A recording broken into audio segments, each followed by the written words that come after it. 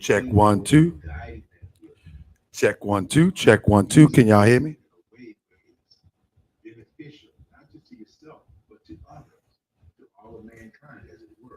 Check, check, check, check, check. Can you hear me? We're about to get busy. Um, we let me share this a little bit.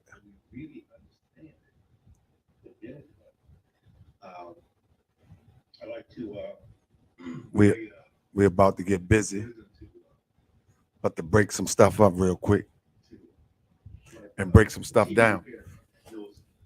Still in the class right now, so let me share this a little bit. I mean, live, about to break some stuff down real quick. Tag a few people.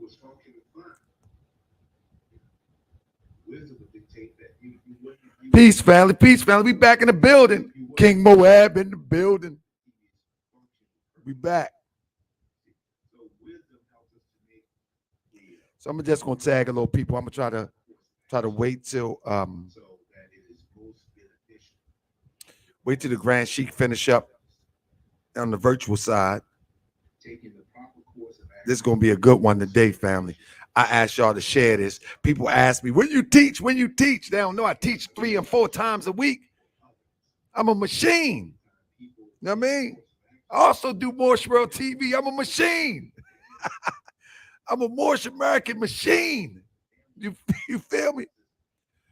So I haven't been on this page in a while because man, I'm too busy dealing with the other things that's going on. So let me just share this a little bit.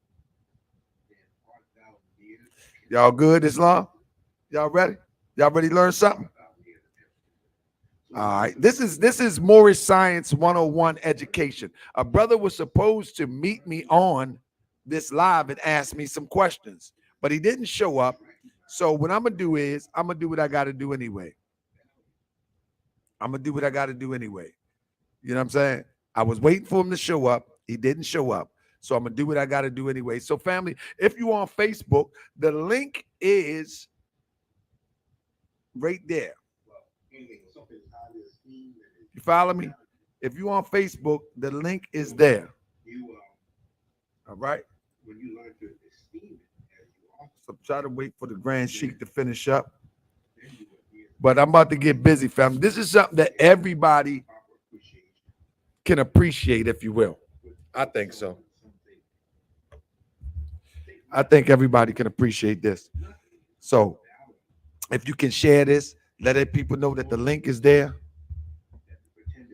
And we're about to get busy. I got a bunch of slides to go through. Y'all good? Y'all want the truth or y'all want to be stroked on Facebook? Do y'all want the truth or do you want to be stroked? I'm gonna give you the truth. You know what I'm saying? I put up a post, right? I put up a post the other day on Facebook. You follow me? I put up a post the other day on Facebook. I think the brother came through. I think he's in the building. Give me 1 second. Let me let the Grand Sheik know so we don't waste no time. Islam, brother. Islam, brother. Islam, all the more. I thought you was going to dip out on me, brother. I was like, nah. I was just trying to get together, man. Just trying to get together, brother. You're looking good. You're looking good. Likewise. I'm only a reflection of you, my good brother. Peace. Islam and honor to you to come on here. Most people think I'm full of drama and dramatics, but brother, I really want to teach the prophet lessons as best I can according to my understanding. You know what I mean? Islam. And according to receipts. Islam. So with that being said, let me tell my Grand Sheik that I'm about to be live right now. Okay. And So I gotta cut my mic here so I can use my mic in another place. So family, he's in the building on Facebook. He's in the building. My brother Sheik Julian Palau, he's in the building. Brother Tahaka Bay. We're about to have a beautiful discussion. And one thing that I really want to get to, I want to get to the point where we can actually have discussions, even if they're tough discussions, even if they're discussions that make you be like, oh man. I don't want to hear all that stuff. Tahaka Bay all loud. Tahaka Bay's a clown. Tahaka Bay's a this and that. No. Maybe you should just ask your questions. Let me flop or let me drop a bomb. Let me do what I do. Let's do it. Prove me wrong so I can get right. I would love it. Wouldn't that be nice, Brother Powell? If you prove me wrong, I'm going to shut up. Well, it says the workman needeth not be ashamed. Study to show thyself approved. So absolutely. That's how we do it. So once you prove me wrong, like for example, right? Say for example, somebody debate me, and I'm talking about a friendly brotherly debate or sisterly brotherly debate. Somebody debate me and I refuse to concede. The people that's listening would know if I'm in error. And in a debate or a conversation or a dialogue, it's not always about you convincing your challenger or the person that you're dialoguing with. It's the listener that benefits at the end of the day. Because we can give our people more credit than we give them, that they know when somebody is fronting, faking, and frauding. They know. They might don't want to admit it on the surface, but they know. And if I'm fronting, faking, or frauding, they will be able to tell. They will be able to tell. So even if we get into a conversation and dialogue and I refuse to concede, the public will know and say, man, Tahaka Bay a fraud. At that day, Tahaka Bay, the rah, boy, you're going to remember, it's a wrap. It's a wrap. Right. So that's the benefit. Let me tell the Grand Sheik real man. Let me mute my.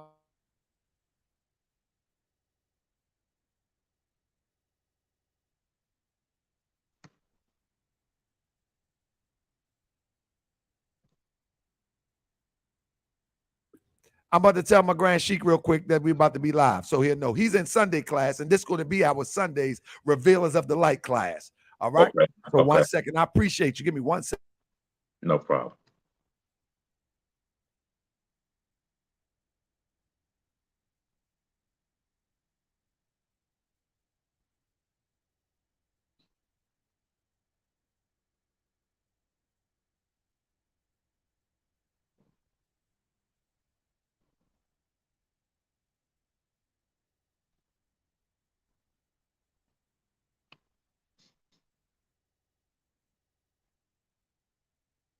Well, as we sit and wait, I don't know if y'all can hear me, but it's a pleasure to meet everybody. It's my first time being on Moorish World TV. Some of y'all might know me as Brother Universal Knowledge on YouTube.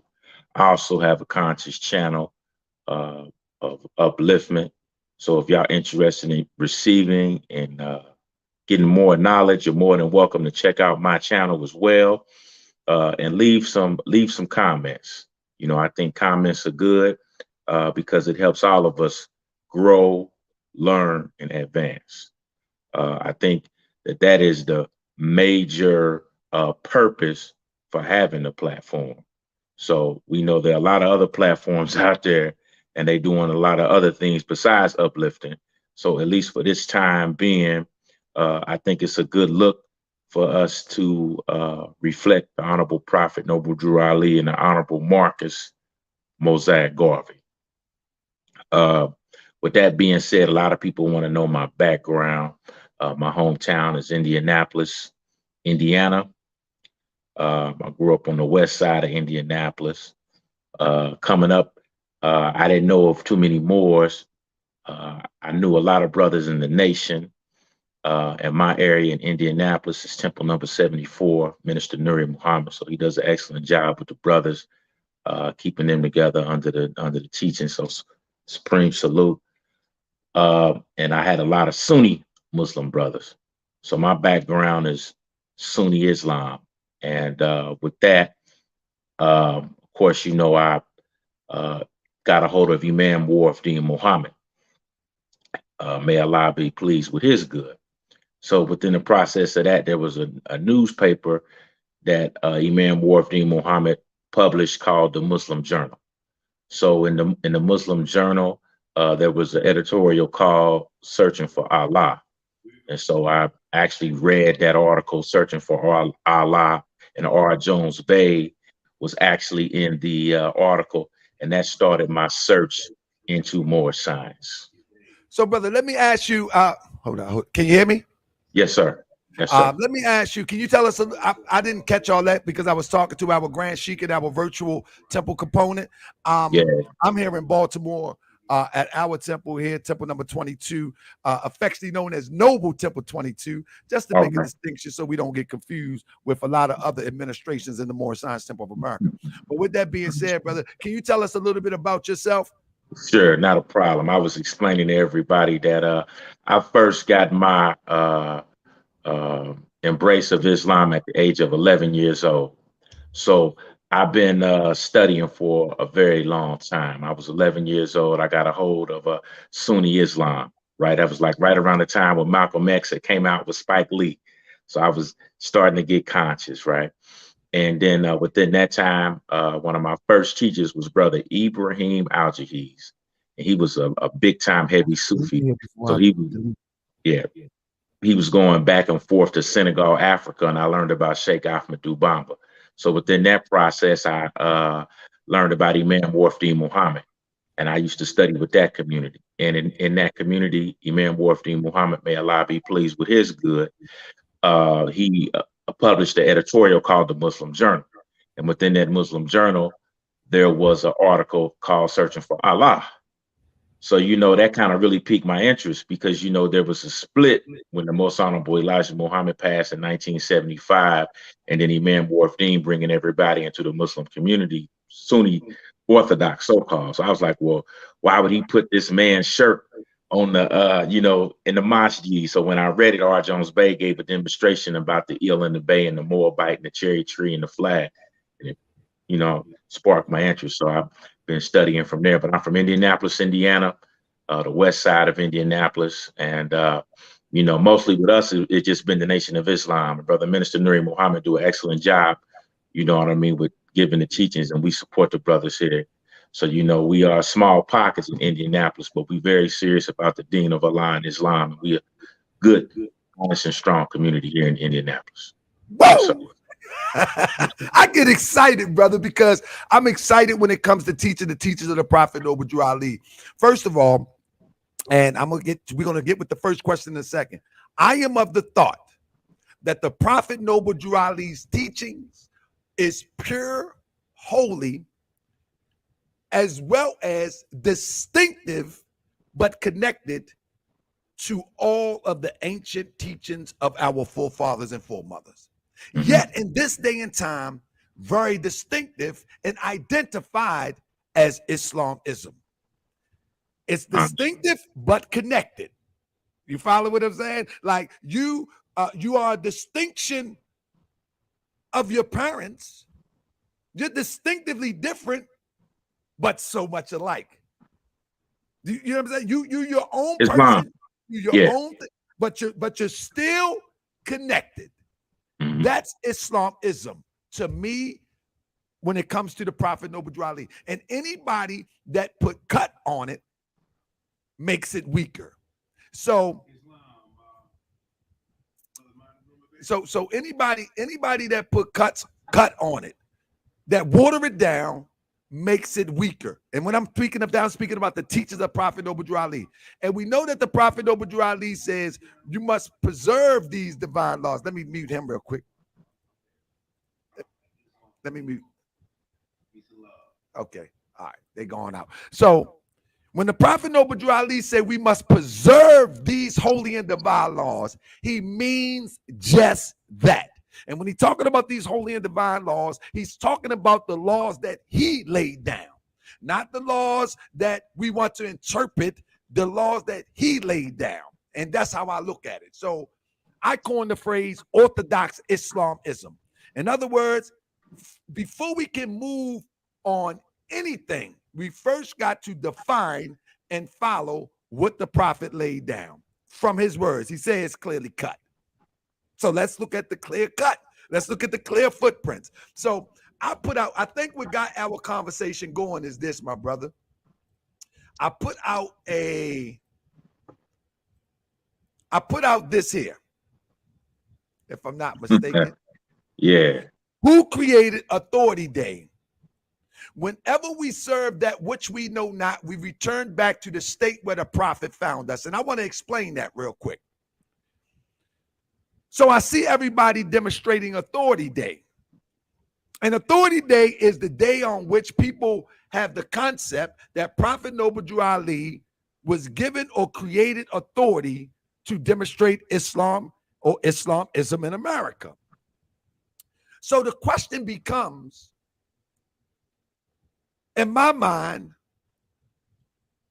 not that it's right or wrong, but the moment that we practice something where we don't know the origin of it and we don't know where it came from, we are no different than the people that we call lost, blind, or blind followers. You feel what I'm saying? And that's not what Prophet Noble Drew Ali brought to us. He didn't bring a knowledge to us so we can return back to blind followers. And so it's not that it's right or wrong to celebrate an Authority Day. It becomes the question becomes is who established it? What is it founded upon? Why was it established? And when we can answer that, then only then will we be in a position to answer if it's right or wrong. You Okay. understand my point? Islam. And so, go ahead, brother. Thank you. First, I wanted to say I rise, giving all praise, gratitude, and thanks to the Almighty Father God Allah. I give honor to the Prophet, and I give honor to the Honorable Mosiah Marcus Garvey. And I give honors to Honorable Prophet Noble Drew Ali in his second and third form, Timothy Dingleb and Richardson Dingleb. So I know you hail from Baltimore. So 2530 North Calvert Street, Grand Sheik Joe Bryden Bay, and 2500 Utah Avenue and Franklin Avenue, and Howard 519 Howard Street. So, and also 3911 Bell Avenue. So, you know, my purpose for coming on the show, I always stand my ground and state where I come from, because those are my teachers. Right. And I want to make sure that I'm clear on that. So I do agree, but I just wanted to state that first. Secondly, Noble Drew Ali left a great body of work. But because Noble Drew Ali had an untimely demise, and there was a split that happened between the Kirkman Bay group, between the Reincarnated Temples and the Mealy L group, it's a blurry line between 1913 and 1928, which is clear. But after 1928, let's say until about 1935, it's kind of blurred lines a little bit. I disagree. I disagree.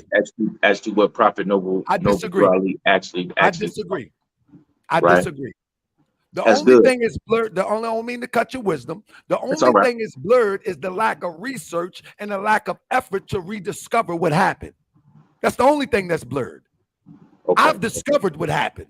I believe that I've discovered what happened. So that's false. That's your belief. That's good. Now the second, that's my belief. Okay, and now I don't think anybody can disprove my belief at this point. Okay. Now the second thing, when we get to the back of the Circle 7 Quran that the Honorable Prophet Noble Drew Ali left us, he said this Quran is for teaching and instructing, you know, the Moorish American Muslims in America, but it's the uniting of the Holy Quran. Absolutely. To unite us with our brothers in the East, but there's a big chasm there, right? To where we know the Sharia, the Muslims in the East, and the Sharia that we are upholding here in the West, and there's no need to rehash that dialogue. But the other part is Noble Drew Ali, in his genius, he said that each temple does have the right to form their own laws and customs. So Absolutely. he knew that we were a new people, right? You cannot put new wine in old skins because of the bus. So he adopted a style and a form of Islam for us here in America, a new madhab, right?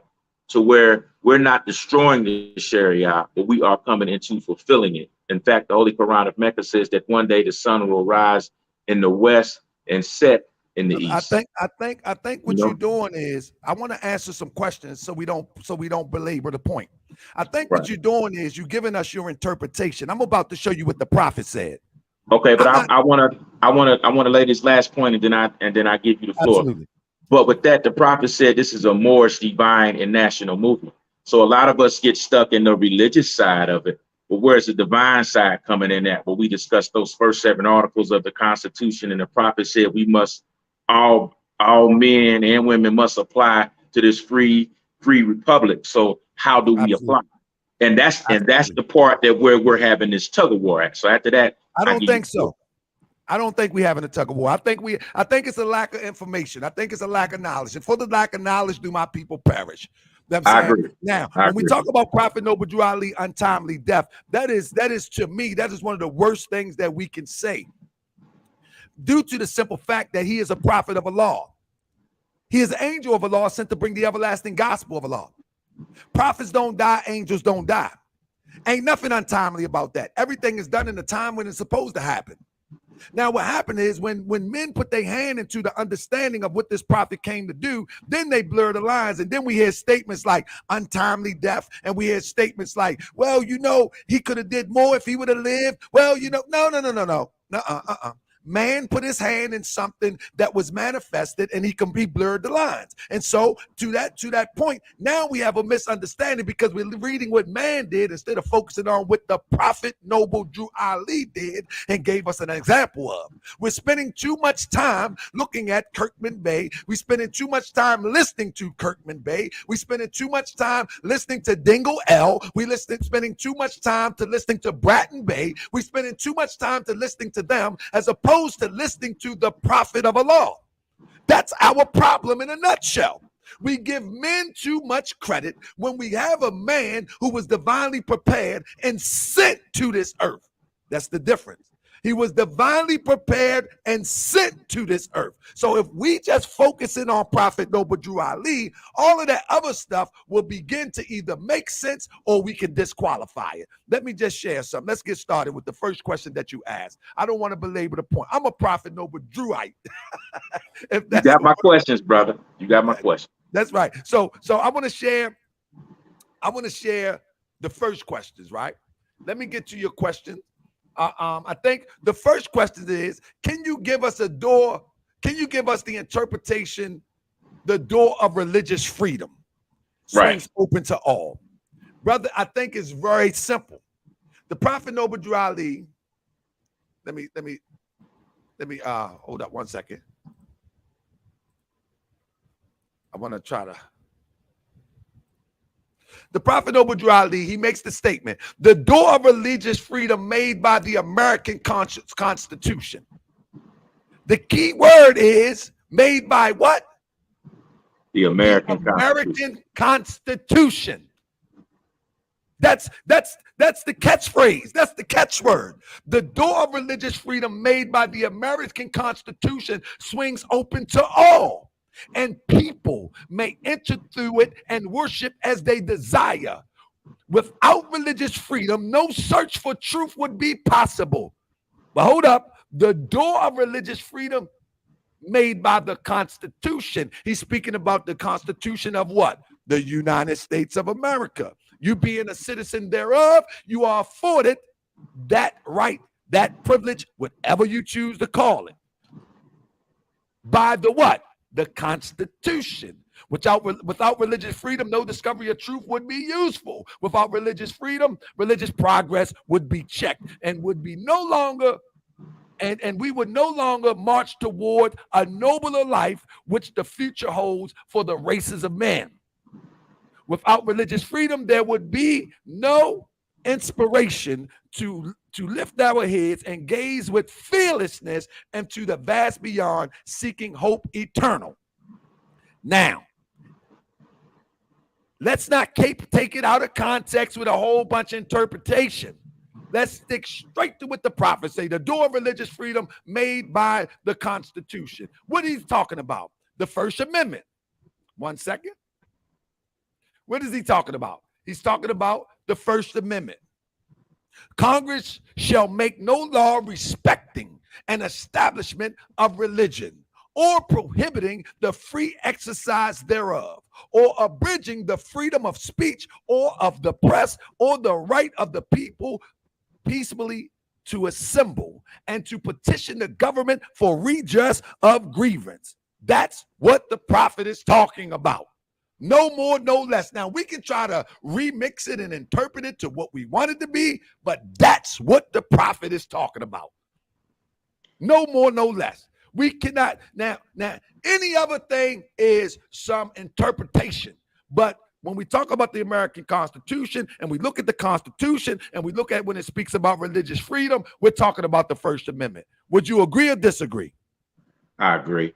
Just a backdrop. The reason why I asked that question is because some temples will tell you we are the only temple that have the right to teach, as if there's a monopoly. No, the prophet as don't if say there that, is brother. a monopoly on more You know time. the prophet don't say that, brother. I know that. The prophet don't say that.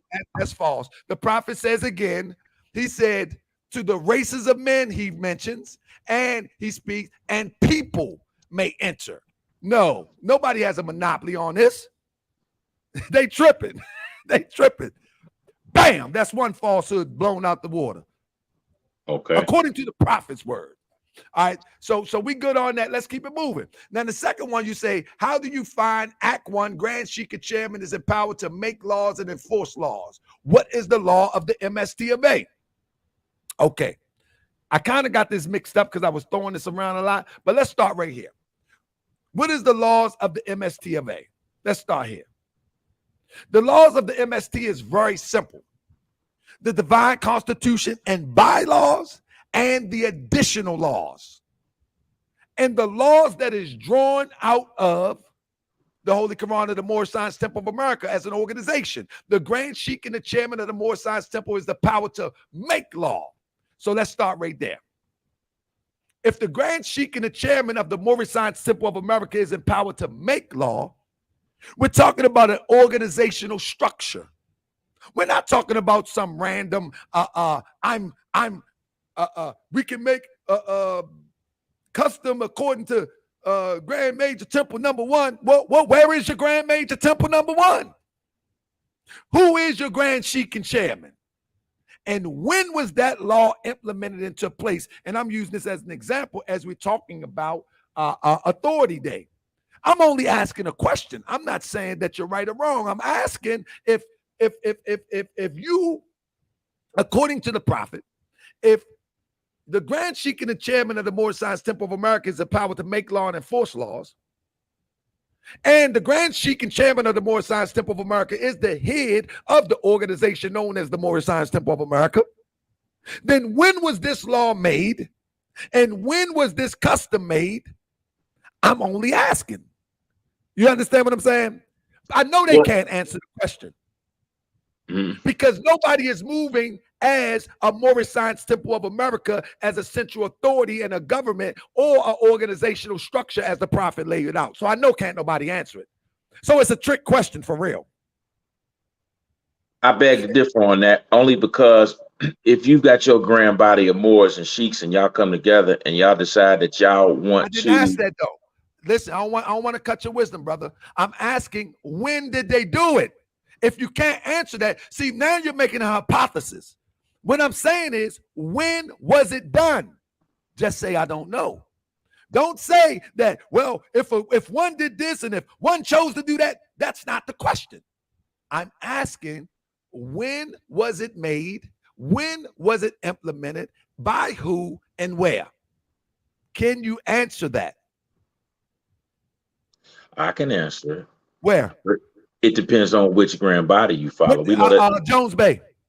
Okay. No, don't speak for them. Your grand body. Right. I know originally the Prophet Noble Drew Ali established the bylaws in the year like 1927. No. Right. I'm talking about Authority So Day. I'm only speaking about Authority Day. Authority Day, I can't answer that. I can't That's the answer only that. thing I'm talking about because that's the example I want to use right now because that was the post. You see what I'm Okay. saying? That's I the was only I thing. was okay. I was referring to my question though. That's all. I understand. But the question, My second question, when I asked about Act One, uh, uh-huh. the Grand Sheik and the Chairman have the right to enforce law and make Yeah, law. So they can make it a law to have Authority Day, and it's not outside the law to that, more science stuff. that's not what I'm saying. I know that's true. You know that's true. But I'm Right. asking you, when was it done with all these people studying and having cookouts on Authority Day? I'm not saying that they don't have the right to do that. Enjoy your Okay. life.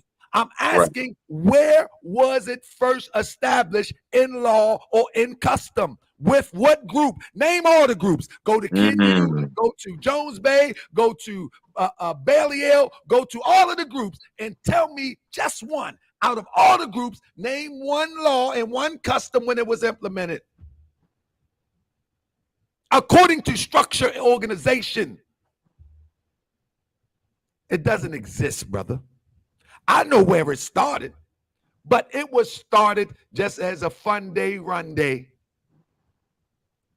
What I'm saying is, I'm saying that people are following stuff and doing things that they don't even know why they're doing it, don't know where it come from. Listen, is this hypocrisy or not?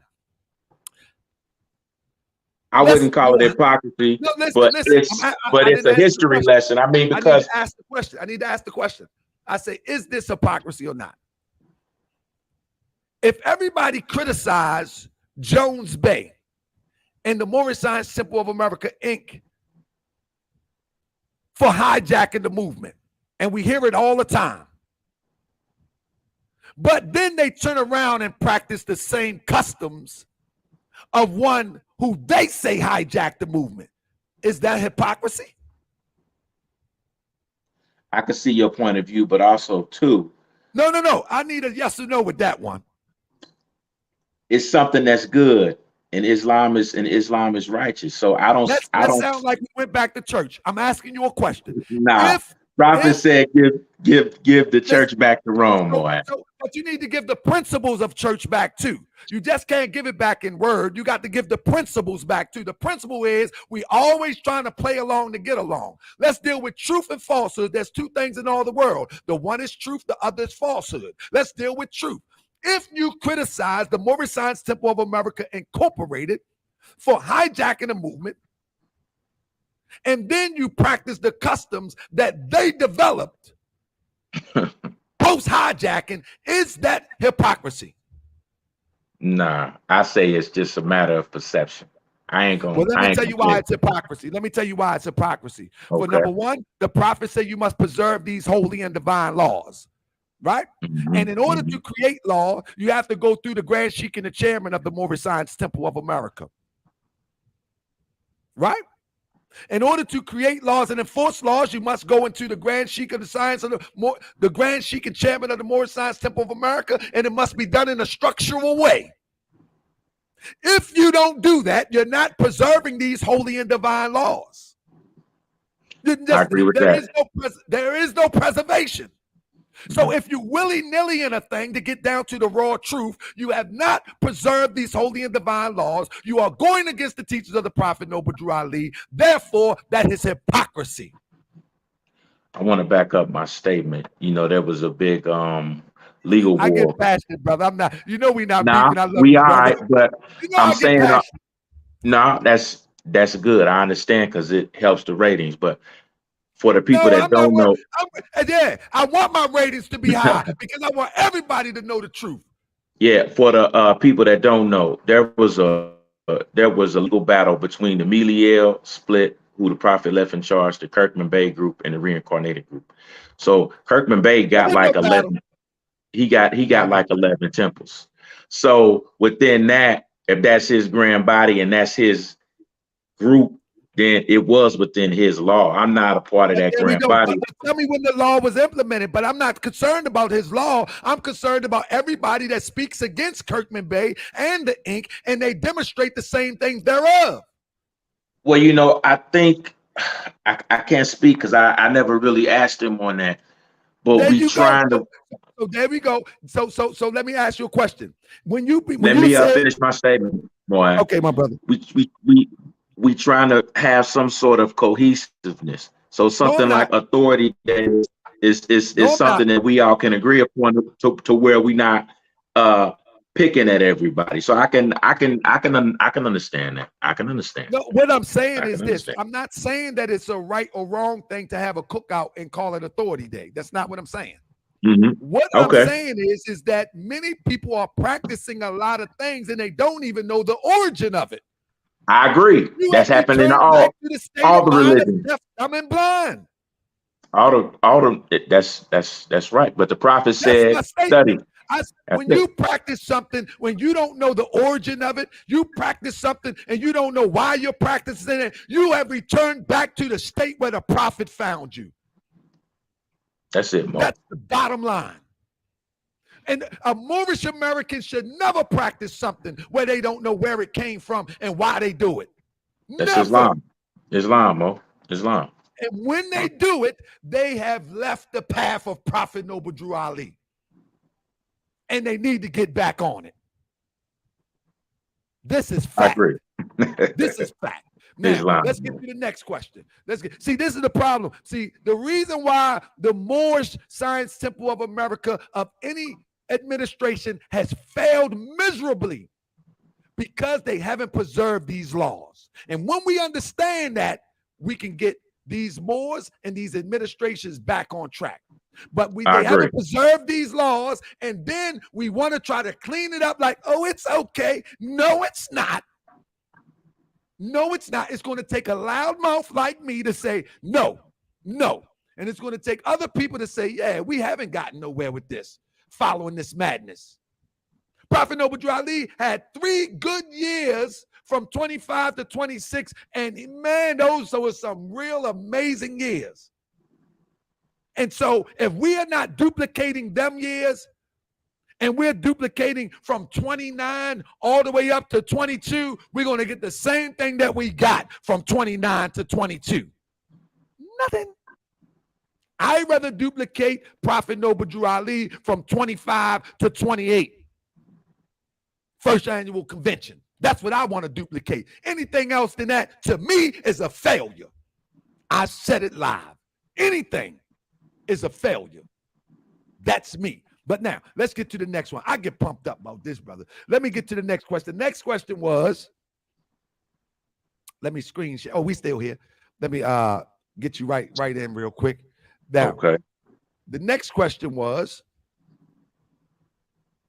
brother, I appreciate you so much. And please forgive me of my passion. I'm very passionate about this. The next question was, I think we covered how do you understand each temple can create their customs. And I think we kind of covered that, but I will go ahead and hit this just one more time real quick. I think we covered that with how do you understand where each temple can create their own customs.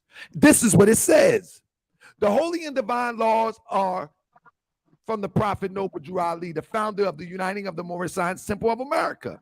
These laws are to be strictly preserved by the members of the Moorish Science Temple of America, of all temples of the Moorish Science Temple of America, that they may learn to open their meetings and guide it according to the principles of love, true peace, freedom, and justice.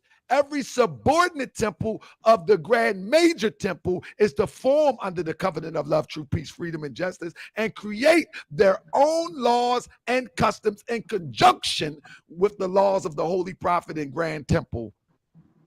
I, the Prophet Noble Drew Ali, was sent by the great God of law, etc., etc. So first of all, in order for you to create laws and customs, you first must be in compliance with what? You got to be in compliance with the Grand Major Grand Temple. Right. a central authority. If you're not in compliance with that, there is no making of no laws and customs. Now, that's the first step. The second step, you must be in compliance with Grand Temple, and Grand Temple must verify that these customs are in compliance. So again, the question would be, where, when, why, who? Can't nobody answer that. But it's okay. Just say I'm having a cookout. But I only asked the question to jog people's mind a little bit, to say, wow, where did this come from? I didn't listen. When John went into the town and he stirred the people up, he was just jogging their mind. You know what I'm saying? He stirred them up so much he had to pull the veil. They were shook. Like, what is he talking about? Who is he? They say he had to pull, he had to get low. So I only put it out there to make you question, like, wow, where did this come from? And when I put it out there, and I can put a bunch of questions out there, I already know the answer. But when I put it out there, I'm saying to us as a people that say we love the Prophet Noble Drew Ali, what am I doing? Why am I doing this? Maybe I need to go back to the books and find out why I'm doing this. And then revisit it. You know, that post been up there for 3 days. Ain't nobody answered the question yet. It's a whole bunch of fluff, but ain't no answer there. So that people going back and researching. That's all. Absolutely. And I'm gonna keep resharing it, because that's what we need to do. Because these grand sheiks, these leaders, and these super fairs, big fairs wearing people that know everything haven't been teaching the people nothing. That I do agree with. Haven't been teaching the people nothing. That's why they mad at Brother Talk Bay, because they think I'm animated and giving a show. But in fact, I always say this, my brother Powell. We hear the story about Prophet Noble Drew Ali standing in the middle of the parking lot on the south side of Chicago, teaching the people on a milk crate. Do we really believe that the Prophet had some small little voice? Islam, everybody out there. How you right. Do we really believe that?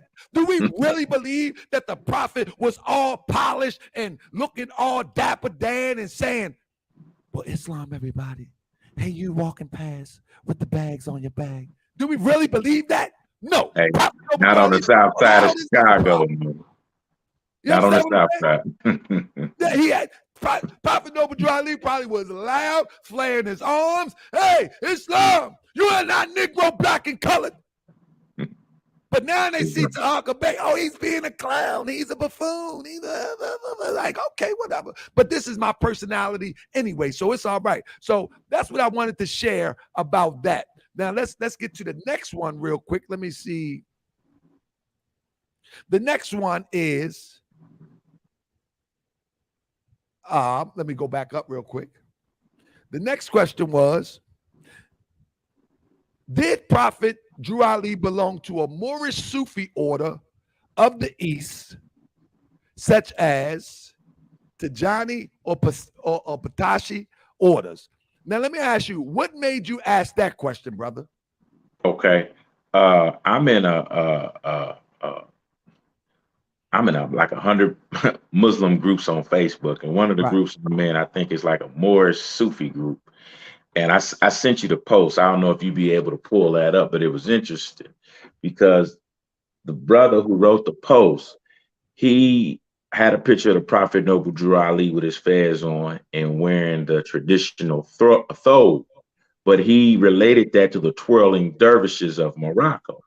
And he went on to further state that this was the group that Prophet Noble Drew Ali went to go visit when he went to go make his pilgrimage to the holy city of Mecca, and he went to the pyramid and the tombs.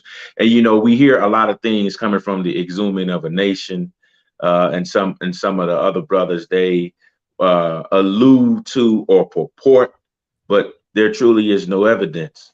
And then one brother was saying he made a statement that the Moorish science, the Islam that Noble Drew Ali left was incomplete from 1913 to 1929, and that we should make 5 prayers a day like the Sunni Orthodox Muslims, right? Can you hear me? I can't hear you, bro. Yeah, I'm just telling the people on Facebook that I'm Ah, about to close out my Facebook. Come over here and join us. I'll take questions at the end too. We got some time. But okay. if you on Facebook, come and join me on the link that's in the description. Come on over here, ask some questions, and I'm gonna try to give them to you with receipts. With that being said, peace and love, family. On Facebook, we live on Moorish World TV 7. When you come in, subscribe to Moorish World TV 7. This is where, when y'all talk about, oh, you don't teach Moorish science no more, what you're saying is I don't teach structural Moorish science as it relates to the teachings drawn straight from the Prophet Noble Drew Ali on Moorish World TV. What I do teach is wisdom of the Prophet Noble Drew Ali on Moorish World TV. You see what I'm saying? And I infuse it with structural teachings of the Prophet Noble Drew Ali on Moorish World TV. But if you're always talking about I'm not teaching Moorish science on Moorish World TV, here you go, Moorish World TV 7. The only way it's going to keep going if you come and ask some questions, if you participate and allow these teachers to flow. Because if I don't think you're listening, then I probably ain't going to be talking. Period. But with that being said, come over here. Subscribe, Moorish World TV 7. I'll be sharing the link in this comment section, but also at the description, the link is there. Peace and love. So, Yeah, I wanted to finish my statement, Brother Tahar. Yes, sir. Yes, sir. My apologies. So, being in that, that's all right. Being in that Facebook group, the brother related Noble Drew Ali to visiting the Tijani Sufi orders, and this is where he formed his Islam. And so I asked the sheikh, had he heard anything about it? Some of the, and when I say the sheikh, because there's so many sheikhs and different levels of sheikhs in their knowledge, brother, we need for you to clarify which sheikh did you talk to? So it was a sheikh out of my grand body in Baltimore, and he told me that his, just let me finish. He said that is correct, but I talked to another sheikh and he said, how do you know for a fact that Noble Drew Ali made 5 prayers a day? Did you see Noble Drew Ali make 5 prayers a day? Did you see Noble Drew Ali do anything that was of a Sufi order? So if you did not see it yourself, and we don't have it written in our Moorish literature and our history that's been passed down, we cannot verify and say that for a fact that Noble Drew Ali made Salat 5 times a day or 3 times a day. You understand? So my purpose for coming on the show was to get the clarity on some of these myths that we have been stirring the pot with, which has become the same soup warmed over. And it has created a conveyor belt of a non-reality of how we should be moving forward spiritually and in the divine movement. But if we are not moving in unison with that, Allah will not be pleased with us, and he will not bless the movement to what it could be, because our spiritual side is not together. And so then we playing around with the spiritual side, how we gonna get the divine side together. So that's why I formulated these questions. Absolutely. So let me say this, brother. First of all, once we get the truth, if we don't make the adjustment and we recognize the truth and we don't make the adjustment, we should have just kept on kept demonstrating the lie. So when we have leaders, right, that have been called themselves leaders and sheiks and adapts and all of these names, and when the truth hit them and they don't make the adjustment, you would know that they was never a sheik to begin with. You would know that they was never an adapt to begin with, that they only held the title. You see what I'm saying? Mm-hmm. Because a true sheik is able to adjust with the new information that's available. A true adapt is able to adjust with the new information that's available. But an arrogant fool that's full of spiritual vanity, what the prophet tell us that's the worst of them all is vanity. They will stick to their guns and never adjust. Those are not sheiks to me. Those are people that call themselves sheiks. And I said that because of this. When we look at whether the prophet was a Sufi, let's first start here. 1 second. I'm a screen share. Was the prophet a Sufi? No. How can I verify that? Now, were we there? No. how can I, in the prophet's lesson, feel comfortable that he wasn't? Not saying that there's anything bad about that, but how can I? First, we talked about, you asked the question and you named 2 orders. And I know you named them orders because people will find the orders that are in the geographical location or that represents some of the teachings of the Prophet Noble Drew Ali that can overlap and they look so much alike and so much similar, because reason why that happens because truth is one. That's why they look so much alike. That doesn't mean that the prophet had to go through some order. That doesn't make sense. And I'm going to show you why that doesn't make sense. Tahaka, let me stop you right there because it's just hit me. In Act 2, prophet says Friday is the holy day for all Muslims all over the world. So the prophet had to have been practicing some sort of Islam somewhere to relate to Friday and Muslims all over the world. Name a Muslim organization that can describe why they practice Friday. I can tell you why the prophet said it. Name one. Give me their explanation. Let me stop this for a second. Give me their explanation why their holy day is Friday. Oh, that's an easy one. No, give me any group. Well, the Sunni Muslim Orthodox, Imam Muhammad Muhammad taught that Prophet Muhammad ordained that as a Friday. That was the day that Adam was created, things of that nature. So Friday's always been a holy day. No, I'm asking you. See, you going to Warifdeen Muhammad. I'm asking you because that sounds like something that he got out the Moorish Science Temple of America, and I'll explain that in a minute. But I'm asking you, Islam, out of the Quran, can you show me why? Explain it in detail. Why? I can explain it, but I want to say this is for the benefit of but this is for people who are just watching for giggles and kicks, and then people that are trying to see if they can poke holes in my doctrine. So I'm letting you know that I know the literature and I know the detailed lesson. So I know, but I'm speaking to the people that are going to play this back maybe a year from now or 6 months or whatever. What I want to hear is this. So listen. I understand, Brother Doctor. I'm a answer. So Friday was established, right? Friday was the original first holy day, and then and this is the thing. In Islam, we're taught that one sincere believer is better than 1,000 ignorant worshipers. So we have to study, but you have to study comparable books by comparable authors. So a lot of what you're asking me is not necessarily in the Quran verbatim. That's my point. However, let me make this statement for the benefit of the tape and the Muslim scholars, Bilal Phillips, Imam Siraj Wahaj, all of those, right? Sahih Bukhari, okay, and 40 Hadith Qudsi. So if we're gonna talk Islam, we're gonna talk Islam. You understand what I'm saying?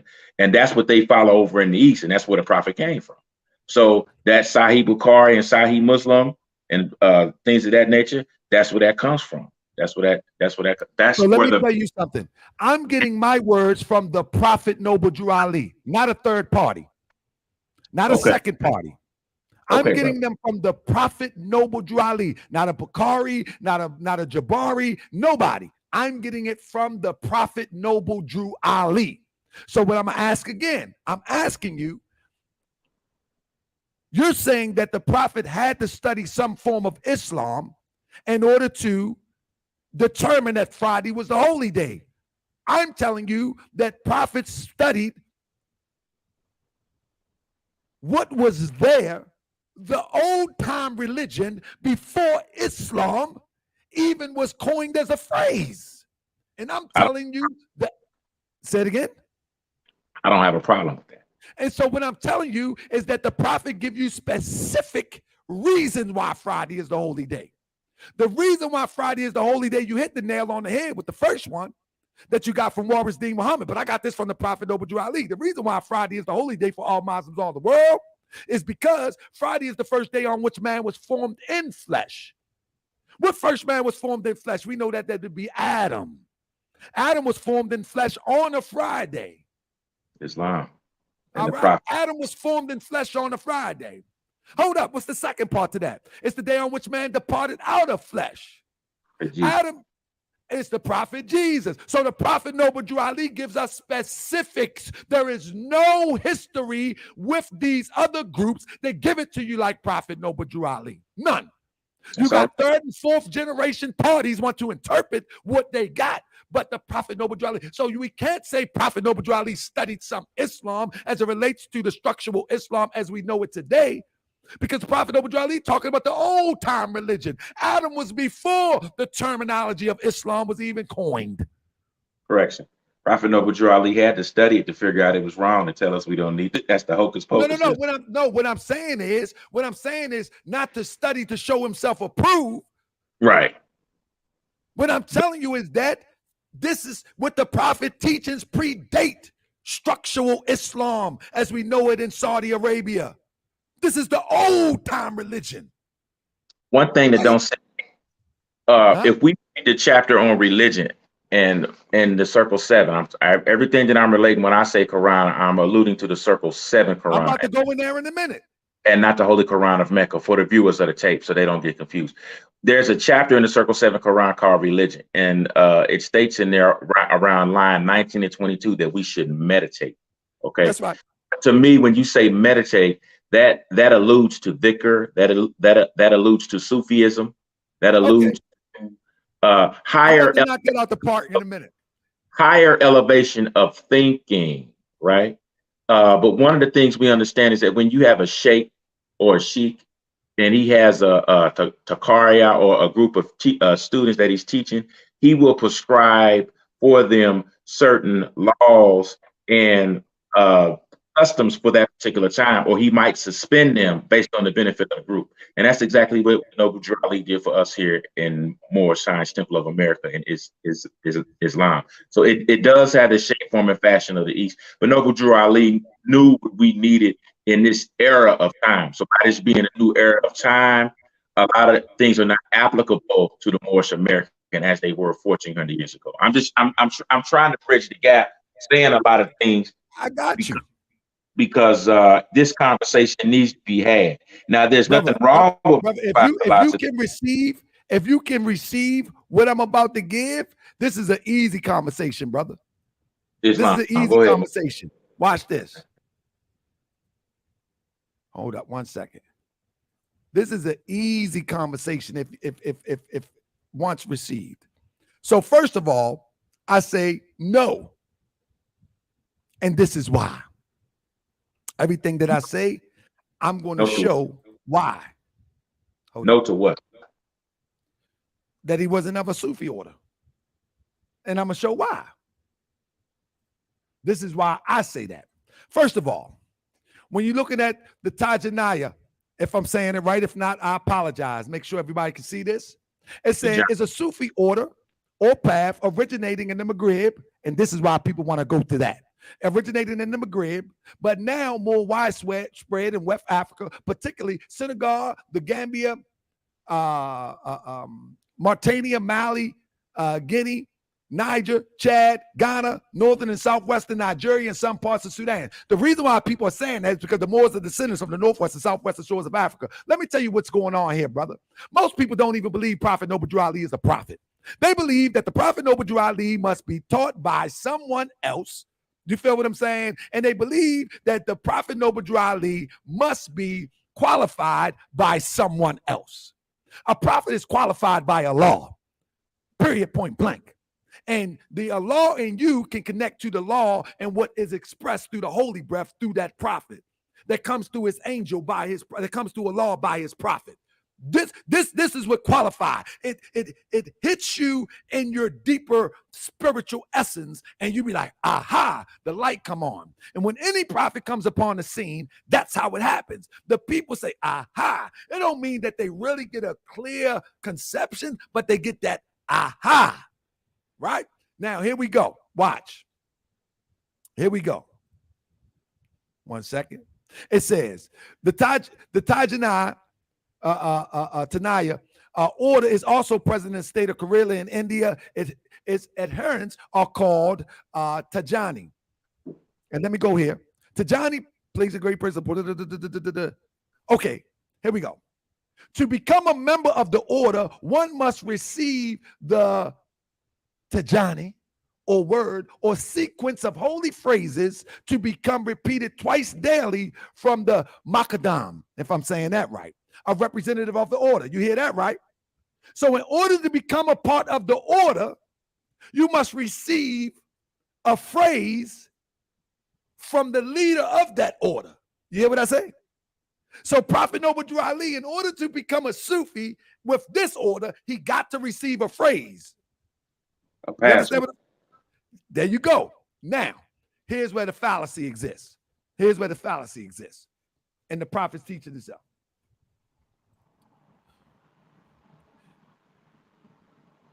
The Muqaddam, if I'm saying it correctly, if I'm not, I apologize, is an Arabic title adopted in other Islamic culture for very civil or religious official. What Muqaddam could give Prophet Noble Drew Ali holy phrases? First of all, Prophet Noble Drew Ali prepared the Quran. It was divinely prepared by the Holy Prophet. Second of all, this last prophet in these days is Prophet Noble Drew Ali, who was prepared divinely in due time by Allah to redeem man from their sinful ways and to warn them of the great wrath which is sure to come. Again, the question is, what Muqaddam could give Prophet Noble Drew Ali holy phrases? Last quote. In these modern days, there came a forerunner who was divinely prepared by the great God of Allah. His name was Marcus Garvey, who did teach and warn the nations of the earth to prepare to meet the coming prophet, who was to bring the true and divine creed of Islam. His name was Noble Drew Ali, who was prepared and sent to this earth by Allah. See the catchword? Sent. He was prepared and sent. Who's going to give him a holy word? He was prepared and sent. He was already prepared. What is an angel? An angel is a thought of Allah manifested in human flesh. Islam. He was prepared and sent. So you need some human being going to give him a word? See, I told you, most people don't even believe Prophet Noble Drew Ali is a prophet. Most people with fezzes and turbans don't even believe he's a prophet. They don't believe that Allah prepared him before birth. They don't believe that the Prophet Noble Drew Ali is a holy and divine prophet.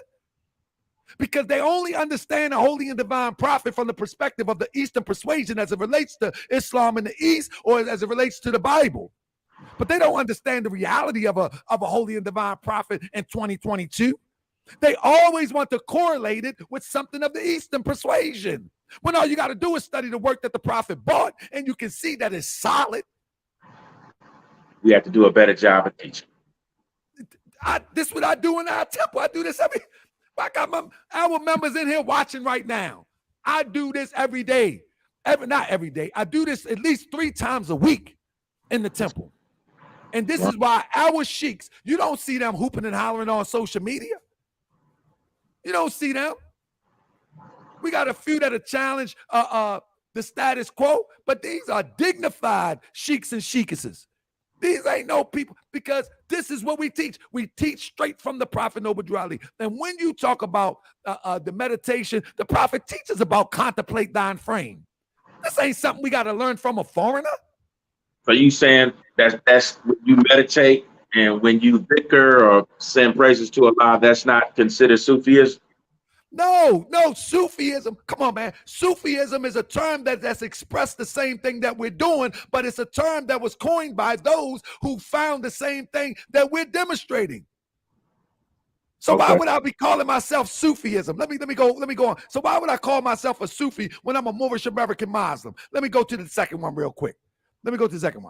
So when you talk about Bektaism, began a Shiite Islamic Sufi, because people think that the Prophet Noble Drew Ali studied Shiite Islam, you know what I mean, order in Anatolia during the Ottoman Empire in 1876. Salah Nahazi was appointed as the great Baba or leader by a prominent. You really think the Prophet Noble Drew Ali is going to send us back into this institutionalized variation of Islam, followed by somebody like this, when he's the prophet of Allah sent to bring the everlasting, when he's an angel of Allah sent to bring the everlasting gospel of Allah? Heck no. That's going backwards. We're not saying that they don't have knowledge. We're not saying that that ain't their own vine and fig tree, but the Prophet of Noble Drew Ali is our vine and fig tree. It's solid. It's complete. That I agree with. It's complete. We keep on, and that's what I'm saying. People don't believe that Prophet Noble Drew Ali is a prophet. That's why they keep reaching back. They keep reaching back and trying to grab anything that's similar to what the prophet taught and try to make it seem as it's identical. No, this is connected to the essence of the spiritual truth of yesterday, no matter who demonstrated, but this is demonstrated through the Prophet Noble Drew Ali, and it is solid. It is solid and complete. And I will challenge anybody up here with a structural debate, not me getting all hype, but let them talk, let me talk, and anybody. It is solid and complete. What the Prophet Noble Drew Ali taught is no different what the Prophet Muhammad taught. But in the eyes that we look at it through the American experience, and we look at it through the struggle that our ancestors went through to get through this point. We don't look it through the eyes of an Arab. We don't look it through the eyes of a Sufi. We don't look it through the eyes of an Indian. We look it through the eyes of an American, Moorish American Moor. We look it through the eyes of a Moor here in America. So you ain't going to see a whole bunch of, you're not going to see a whole bunch of what you see yesterday, today. Now, when we talk about Salat, what does Salat really mean? Because I think that's the next question that you had asked. Let me see if I can pull it up real quick. Hey, brother, and again, anybody that's watching, I'm not arguing with my brother. I am very, very passionate about these teachers. I know you don't. I know you know, brother. This is a healthy dialogue, but I want to say this because our Sunni Muslim brothers and sisters will see this and dissect this and say they saw the show, and that Salat is defined as how the Prophet Muhammad, peace and blessings be upon him. I invite the Sunni brother to challenge me. Well, hold on. I want to make this statement for the tape so I can be clear. That Salat has to and must be performed the way the Prophet Muhammad, peace be upon him, did it. Okay. And that no variations from making the Qiyam, from making the Ruku, or from making the Sajda, and from making the Tashahhud. So if you're doing anything other than that, then you're not making Salat. That's their understanding of Salat. But the more simple definition of Salat is No. We're not going to say the Moorish Science Temple of America. Let's not speak for that. Let's let the record reflect. Okay. Let's let the record reflect. You know what I'm saying? And I invite any Sunni Muslim, I prefer imam. Or Shia. I prefer an imam of any Orthodox, what they call Moorish, Sunni persuasion. I prefer an imam. And let me show you why. One moment. So, the question is about Salat. Basically, Salat means pray. Salat is an Arabic word that means pray or bless. Now, what source is that, brother? Where'd you get that source from? This is from an Arabic dictionary. Which one? I'll pull one up for you. I just got a random one. Let me pull one up for you. I'm not trying to be facetious, no, but you're fine. When it's back, they're gonna say he's a Google scholar. No, I can be a Google scholar, but you're gonna have to prove it wrong. Get an Arabic dictionary. That's all. Hold up.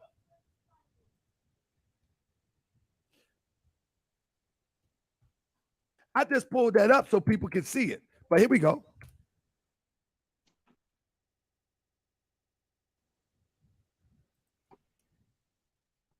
We ain't gonna let them flake us out too, and try to talk about a ritual. And while you looking that up, I want to make this statement because some of our Arab brothers in the East said that the term Moorish or Moroccan is a slave term. That's good. I take that on too.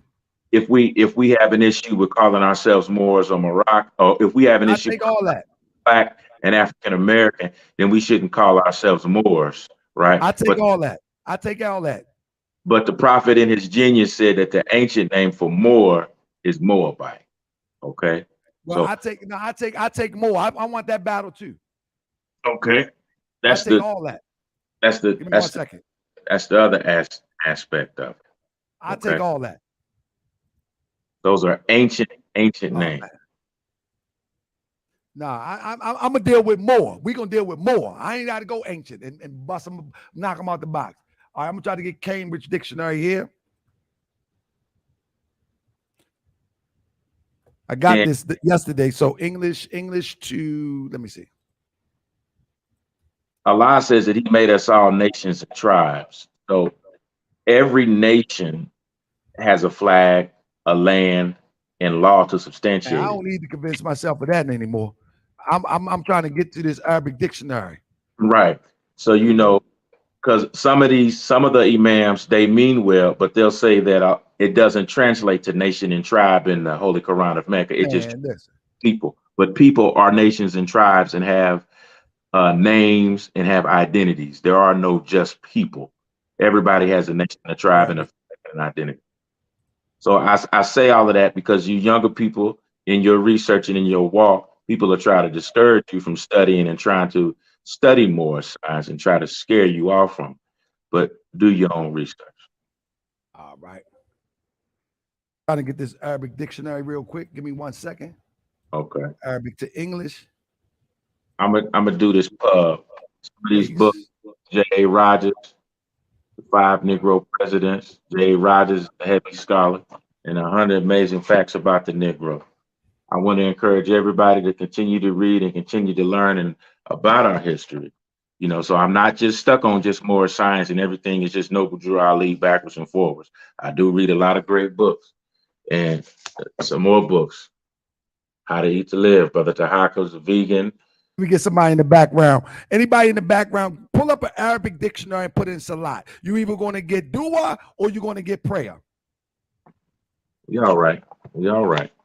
But we just say that because they try to hit the Moors in the head like we don't know what we talking about.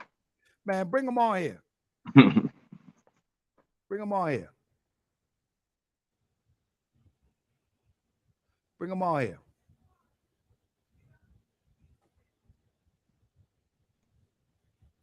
I'm trying to get the Arabic. See, I'm getting the English right now, but I don't want the English. I want to get you the Arabic.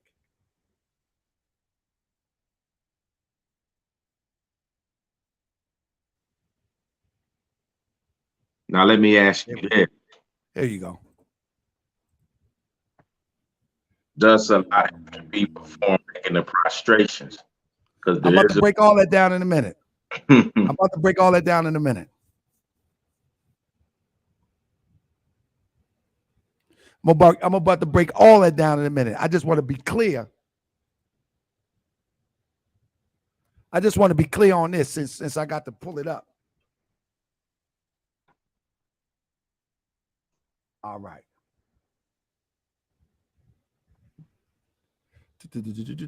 Salah. There it is. Plural. Salutations. Okay, here we go. I'm trying to get the source. Okay, Old Arabic.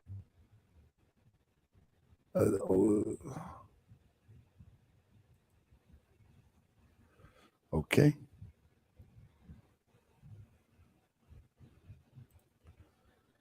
So I ain't gonna let nobody run.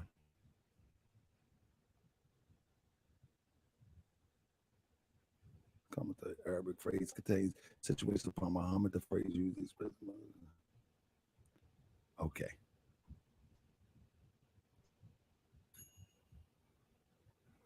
I don't want nobody run from this.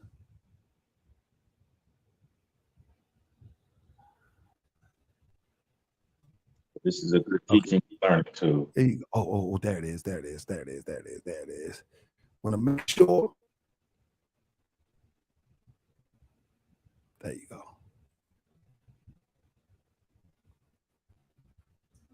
In this book here,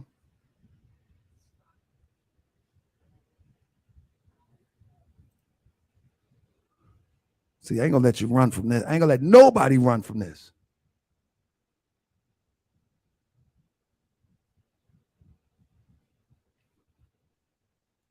At the end, I'm gonna pull this back up because I'm looking at it right now. But I'm gonna prove my point without that. I'm gonna prove my point with the Quran real quick, and then I'm gonna go back to the actual Arabic dictionary.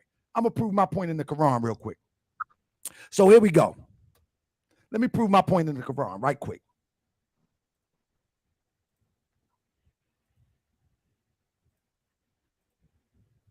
So in the Quran, right, when we look at the term salat, let me keep the dictionary there. I'm going to keep the dictionary there because I'm going to go back through that in a minute. When we look at the term salat in the Quran,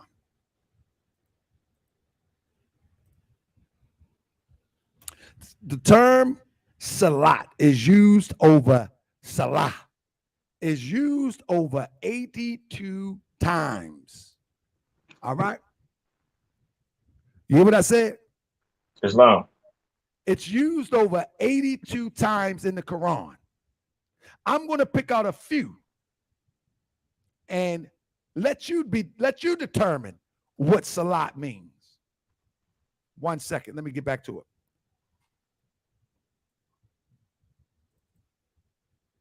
Oh, let me blow this up.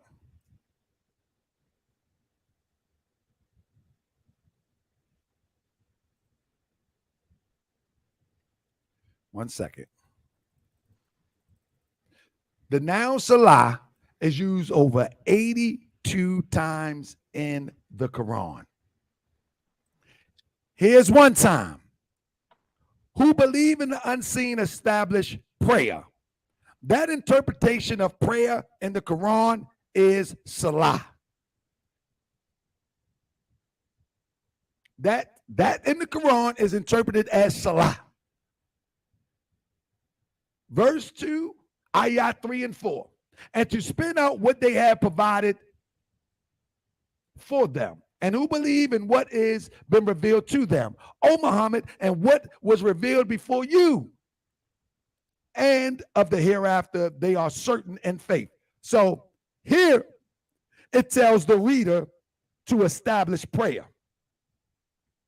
Number one. That's one. And that prayer is interpreted as salat. Let's go through some more. And establish prayer and give zakah. 2, verse 43. And give zakah. And bow with those who bow in worship and obedience. Our people have been prostrating for years. I think we're mixing prayer and prostration with two different things. Why would this say establish prayer and give zakah and bow? If we know what and mean, we understand there's a difference between prayer and prostration. But prostration can be done with prayer, and prayer can be done with prostration, but it's not necessarily always the same thing. Because people can prostrate to idols and not prostrate to Allah. So it said when and bow, we would try to see that as prostration. But now watch, hold up. We got a few more. And seek help through patience and prayer. And indeed, it is difficult except for the humbly submission to Allah. Again, prayer is interpreted as salat. Listen how vague the term prayer is being used in these ayats. And recall when we took the covenant from the children of Israel and joined them upon them, do not worship except Allah, and to the parents, do good, and to relatives, orphans, and the needy, and to speak to the people good words and establish prayer. Islam. Here we go. Let's go one more. I mean, I can go through all 82, and only one or two would even make look similar what these Arabs are doing. Let me finish. Hold up.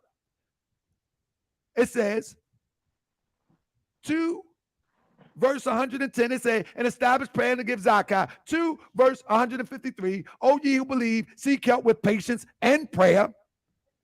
2 177, it says, righteousness is not that you turn your faces towards the east or the west, but true righteousness is in one who believes in Allah, the last day, the angels, the books, the prophets, and give wealth in spite of love for it.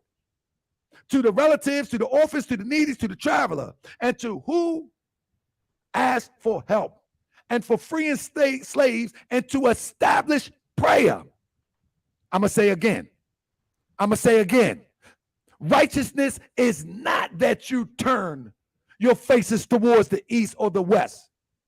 The reason why I've come to see, and this is my expression and understanding, the reason why I see that we turn into a certain direction is because we're honing the energies of all of that intellectual and spiritual energy of Allah that dwells with us towards one focus.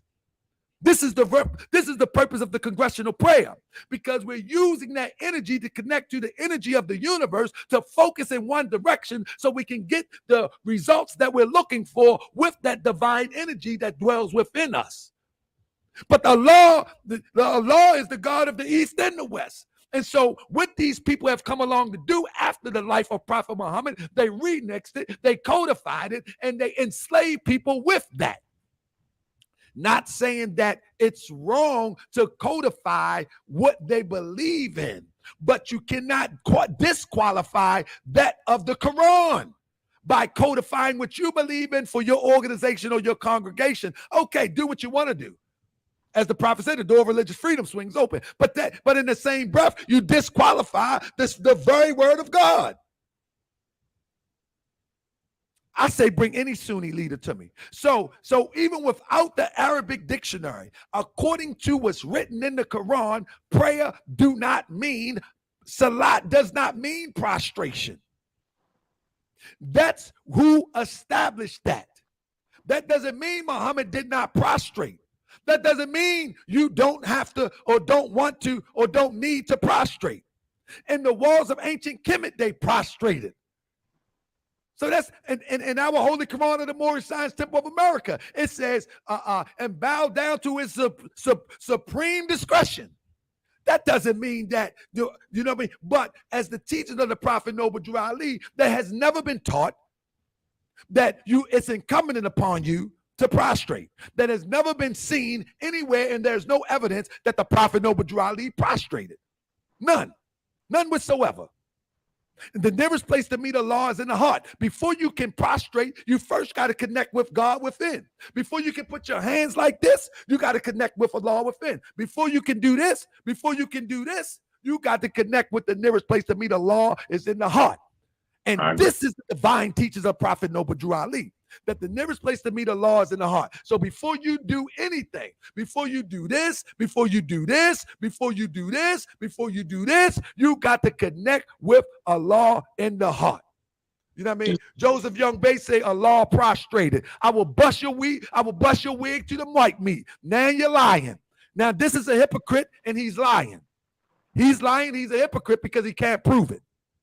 He's a lion, he's a hypocrite, and he can't prove it, and the truth ain't in him.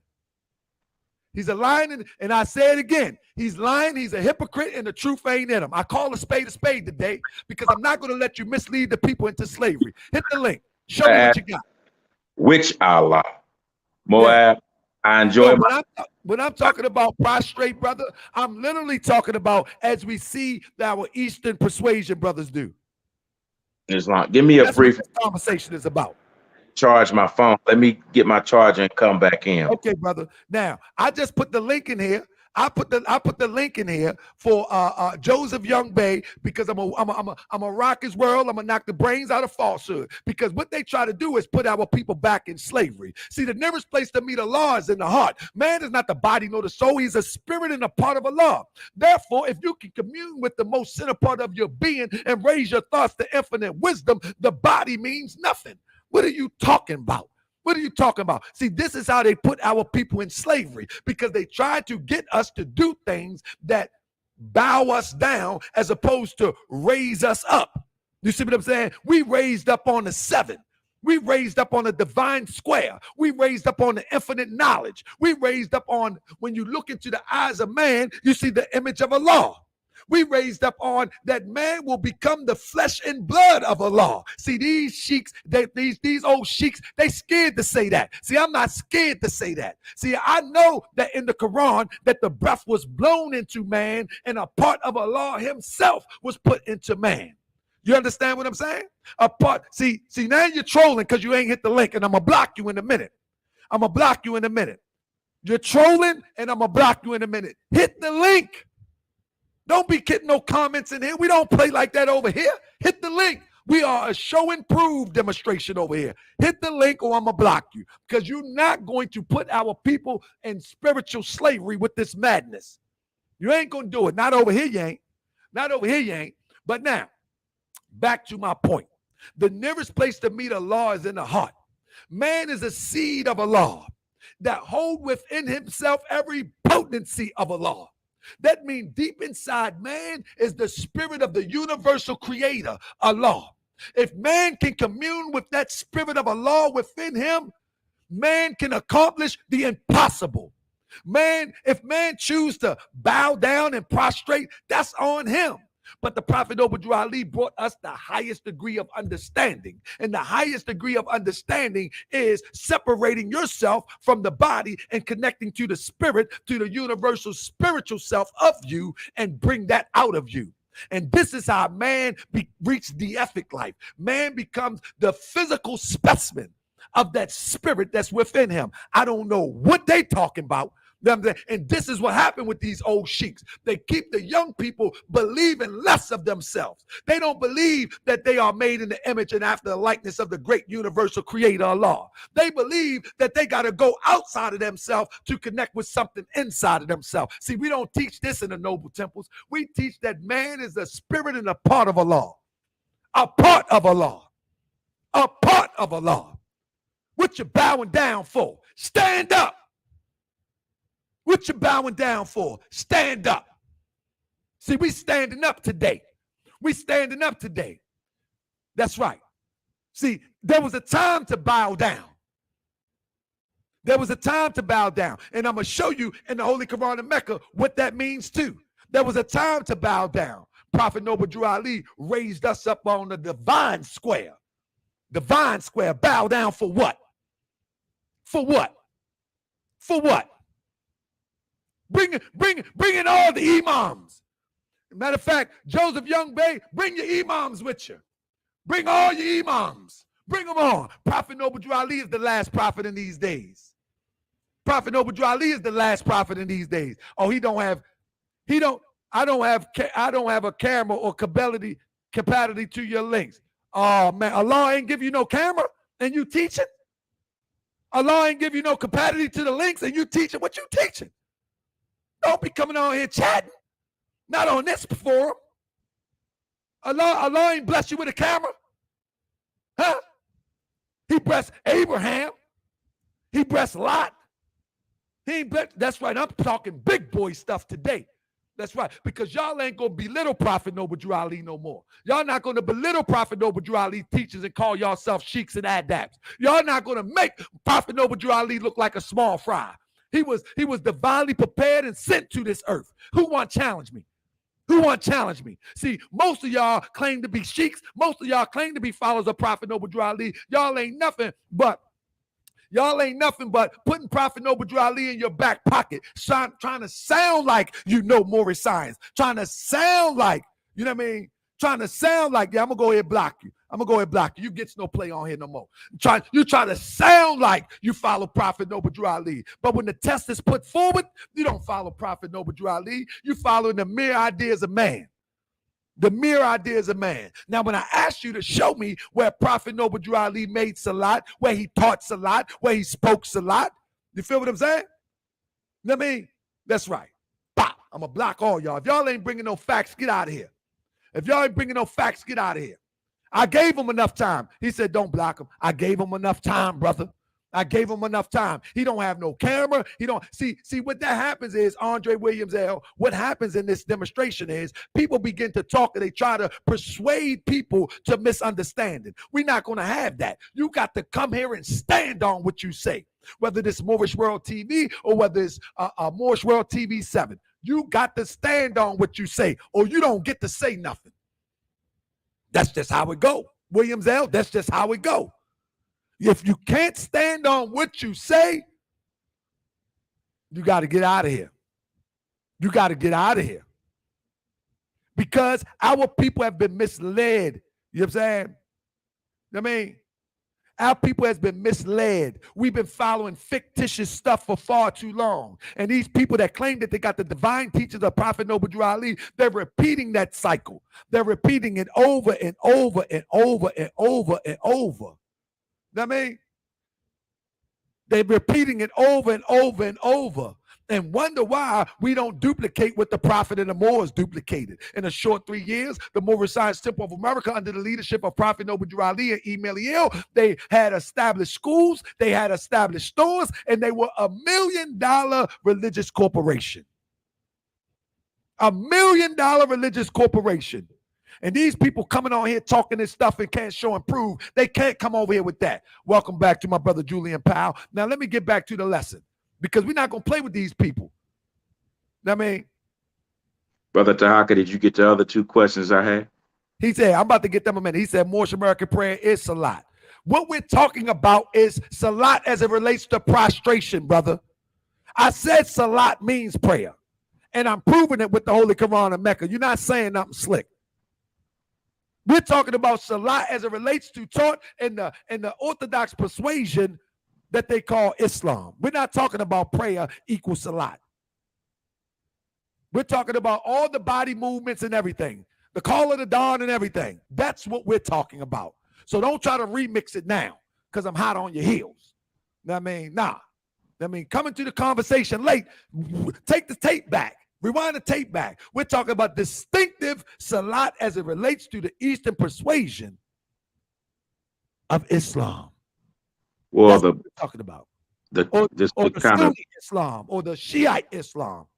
That's because I brought up the conversation of Sufism, and we talked about meditation. So let me get back to this, brother. But I want to get to this. And last but not least, one of the most powerful verses of the Holy Quran of Mecca, it says, and if ye are in fear of an enemy, then pray on foot. Listen, we have been subjugated to this oppression for far too long. We attacked on all ends. We attacked on radio, we attacked on TV, we attacked on media, we attacked on all ends. Prophet Noble Drew Ali is not out of law with the consistency of how to pray when it comes to prayer and the essence of what it means. The nearest place to meet Allah is in the heart. You can do that on foot. It say, and if ye are in fear of an enemy, then pray on foot or riding.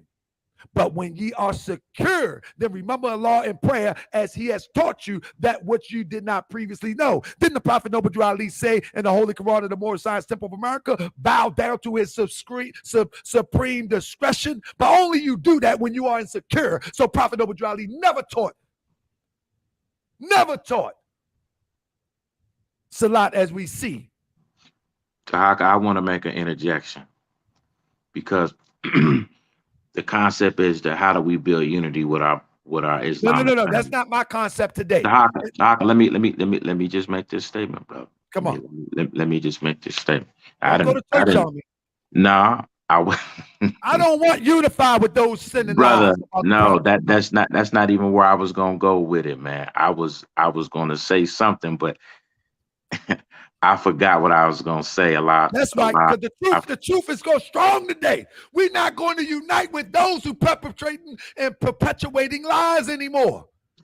My brother made a statement coming in. This ain't for these old Moors that's been around 20, 30 years and ain't accomplished nothing. I got about maybe 20, 30, 40 good years left in me. I want to raise up some young Moors that's going to teach this like the Prophet taught it. I don't got time with these Moors no more. Let them go away. Let them fall off.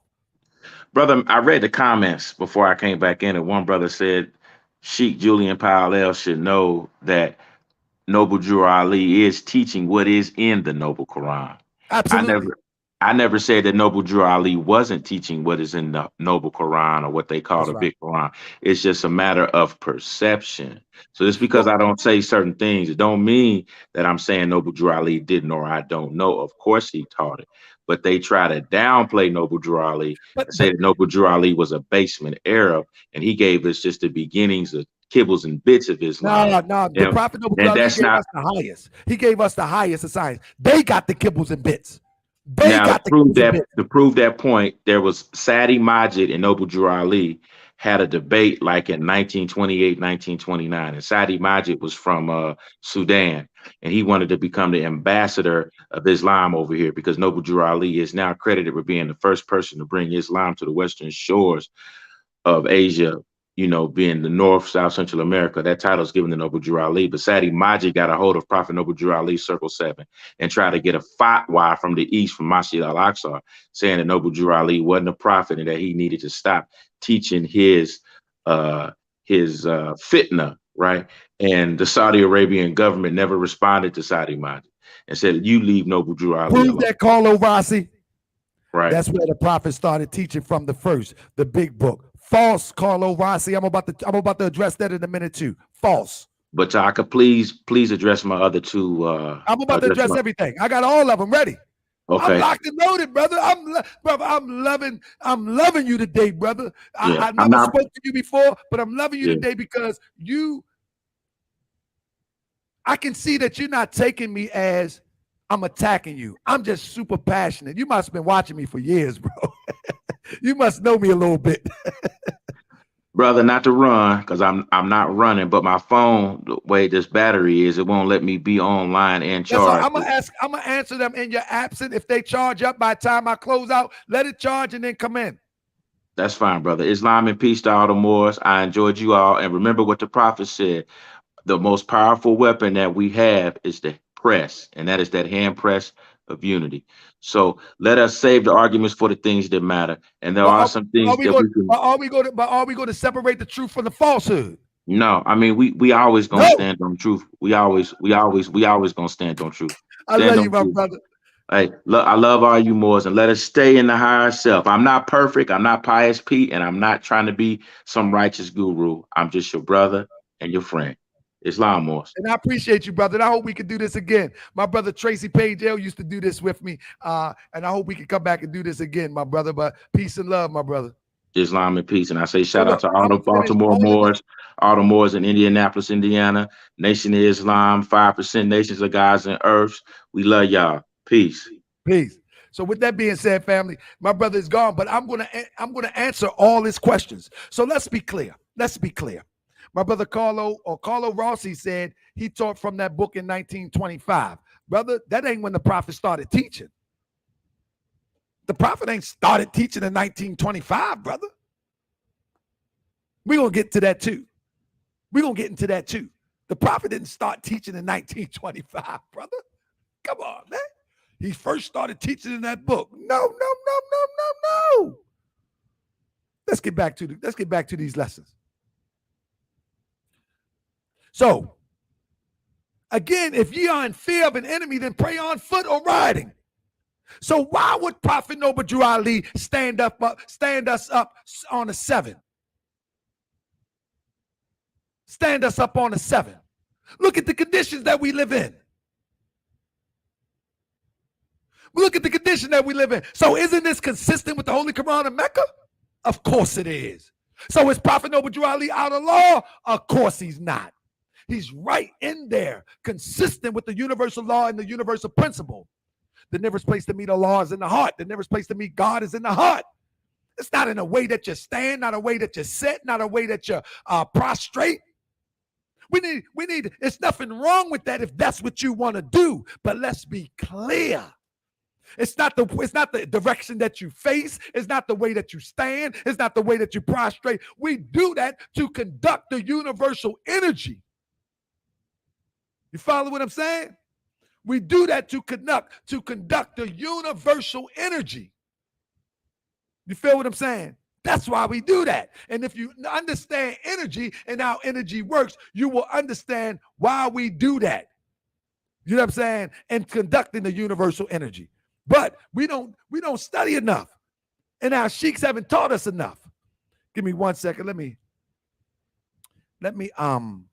get out of this other group real quick before I throw this other stuff up in there. Make my brother Macalibay the host. Make him the host, and I gotta leave. All right. So listen. The point that I'm making is The point that I'm making is Prophet Noble Drew Ali came with the highest science. I want your imam, I want your sheiks, I want everybody who's speaking opposite of what the Prophet Noble Drew Ali taught to come forth. But be my brother or my sister when it's all over, said and done. Because I don't disagree with you being my brother or my sister. I disagree with your application of the teachings of the Prophet Noble Drew Ali. And that stuff that you've been doing ain't got us nowhere. And it won't get us nowhere. Until we follow the Prophet Noble Drew Ali, we will continue to be stuck. Now let's get busy. One of his other questions. Let me go up to it. One of his other questions is, did the Prophet make Salat? If he didn't, who has the proof that he did? I don't believe that he did because there is no indication of it. In fact, there is no indication of Eastern persuasion, customs in the Moorish Science Temple of America that is really evident. But the brother asks, I'm going to go to this other question real quick. Why did Timothy Drew Ali say he was an Egyptian adept? In fact, Timothy Drew didn't say a thing. For Timothy Drew did not exist. And the brother is a part of a group that still believe that Prophet birth name was Timothy Drew. And we need to get away from that also. The Prophet birth name was Thomas Drew. The Prophet birth name was Thomas Drew.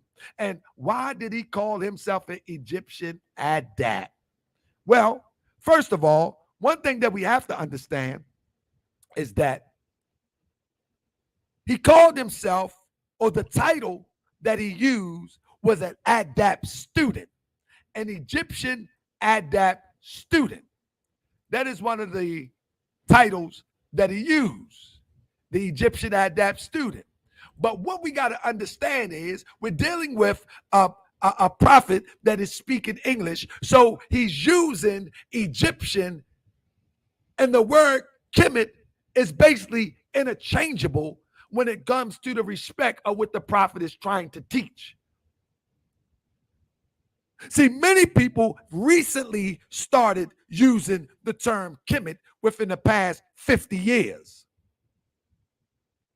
But during the time of the Prophet Noble Drew Ali, the common term, although we knew it was different, and I know Prophet Noble Drew Ali knew it was different, and I can prove that too, but that's another conversation.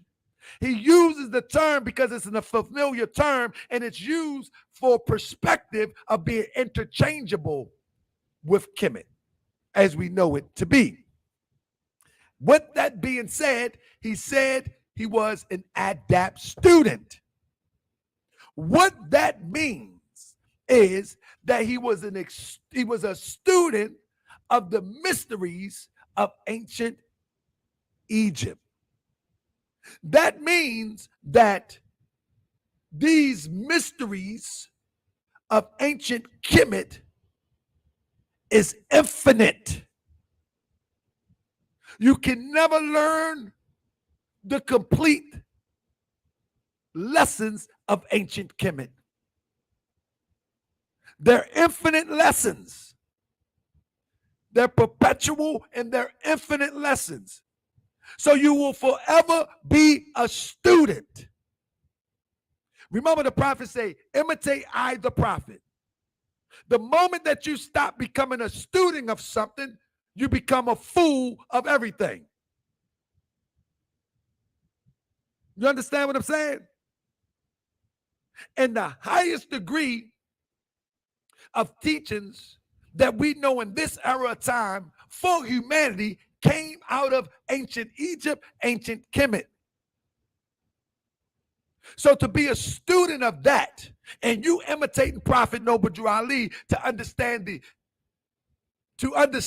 mysteries of ancient Kemet or ancient Egypt, it puts you a step beyond the regular, everyday, traditional understanding of Islam.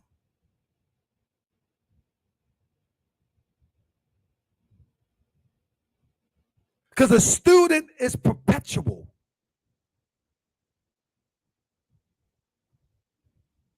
A student is perpetual. And now, to qualify what I'm saying is very easy. Right here is an article from 1916. Egyptian adapt student is finally released from Judge Pilgrim but on bail of $1,700. Thomas Drew, advertising as Egyptian adapt. Thomas Drew, that's a newspaper article. This was in 1916. Professor Drew, Egyptian adapt. On this card, we see I'm a Muslim. I am a Muslim. Professor Drew is a man who was born with divine power. He was taught the adapts of Egypt. I don't know if it meant to say by in there or something like that, but it was taught by the adapts of Egypt. I have the secret of destroying the germs of the, and when people hear that, people think that the prophet went to Egypt. People think that the prophet went to Egypt. When in fact, couldn't there be adapts in Egypt here?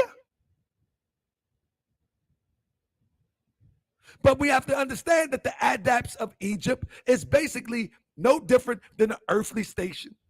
We need to learn. Listen, we got brothers in our temple right now that can break down some of the words of ancient Egypt that I could never break down. I have the secret of destroying the germs of tuberculosis and cancer and lungs in 10 to 30 days. This is my problem when people say that the prophet had to go to this and go to that.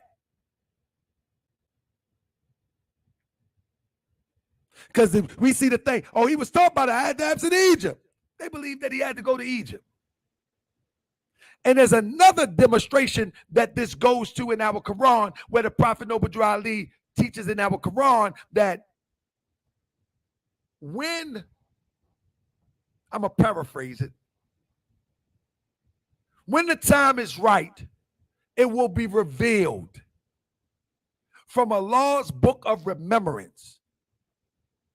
And you can read from the pages of from Allah's book of remembrance. Now, what that means is that when you are in your highest form, messages will come through and to you. You don't necessarily need to be taught by a man or a woman as it relates to physical form. I ask people in the temple all the time, where do your thoughts come from? Are they yours? Do they just show up? You feel me? Where do they come from? So when they say he was taught by the adapts of Egypt, why do you feel as though he had to go to Egypt? Man is not the spirit nor the body or the soul. Man is not the body nor the soul. He's a spirit and part of the law. Why do we feel that?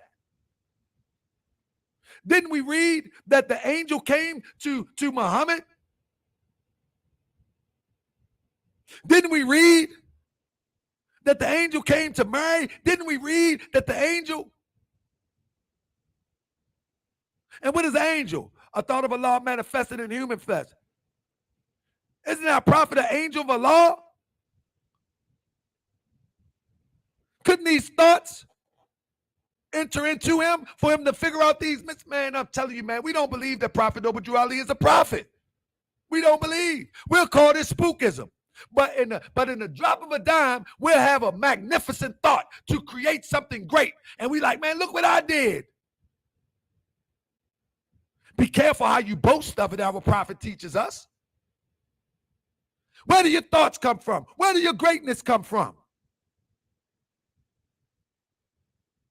This is what I'm saying, man. We need to get, and the brother was talking about the spirituality. We need to get back into the spirituality of the Moorish Science Temple of America and the teachings of the Prophet Noble Ali. How to connect with that inner self into that higher self. How to connect with that infinite knowledge that the eyes can't see. How to connect with that knowledge from the divine pool of understanding. I'm telling you, man, we don't believe that Prophet Noble Ali is a prophet. And because we don't believe that Prophet Noble Ali is a prophet, we don't understand how the prophet moved, and we wouldn't understand how to get to that point. That's the bottom line. We don't understand that the divine is within us. If we did, we wouldn't be making these crazy, crazy statements. You know what I'm saying? So he was an adept student. He was an adept student of ancient Kemet, or Egyptian adept student. He's instructing you to be a student of ancient Kemet. Way before there was a coined term called Islam. Way before there was a brother by the name of Prophet Muhammad. Way before that. This is the old time religion, where we can look at ancient Kemet and we can look at the teaching of Prophet Muhammad and we can see the unity in them. And this is the uniting of the Holy Quran of Mecca for the teaching and instruction of the Moorish Americans. See, the divisiveness of a people only comes by the people and through the people. The truth is but one. Doubt is of thine own raising. You raised the thought of doubt. You raised the thought that ancient Kemet and what Muhammad taught was different. You raised the thought that what Prophet Noble Drew Ali taught and what Muhammad taught was different. You raised the thought. The thought is of thine own raising. That's what the Prophet Noble Drew Ali taught. Because you can't find the uniting line, so you think it's different. And then you allow somebody that want to control you and spiritually and mentally enslave you to tell you that that water is wetter than yours. Well, the universal creator, the ancestors, sent us a prophet, and his name is Prophet Noble Drew Ali. And his name is Prophet Noble Drew Ali. And Muhammad is no greater than Prophet Noble Drew Ali. Prophet Noble Drew Ali is no greater than Muhammad. They are no greater than Jesus. They are but one. Don't it teach in the Quran of Mecca we make no distinction? Why are you trying to make Muhammad greater than Prophet Noble Drew Ali? What I'm trying to tell you is that Prophet Noble Drew Ali, he unfolds the same lesson. It's one and the same, but he unfolds the same lesson. It's the same lesson unpacked. It's the same lesson unfolded. It's the same lesson revealed on another level. For an example, if you read in the Holy Bible that they used to sacrifice lambs on a fire, and the incense will go up into heaven, and the people will be blessed. And then you read that Jesus is the sacrifice or the Lamb of God. Now it's on another level.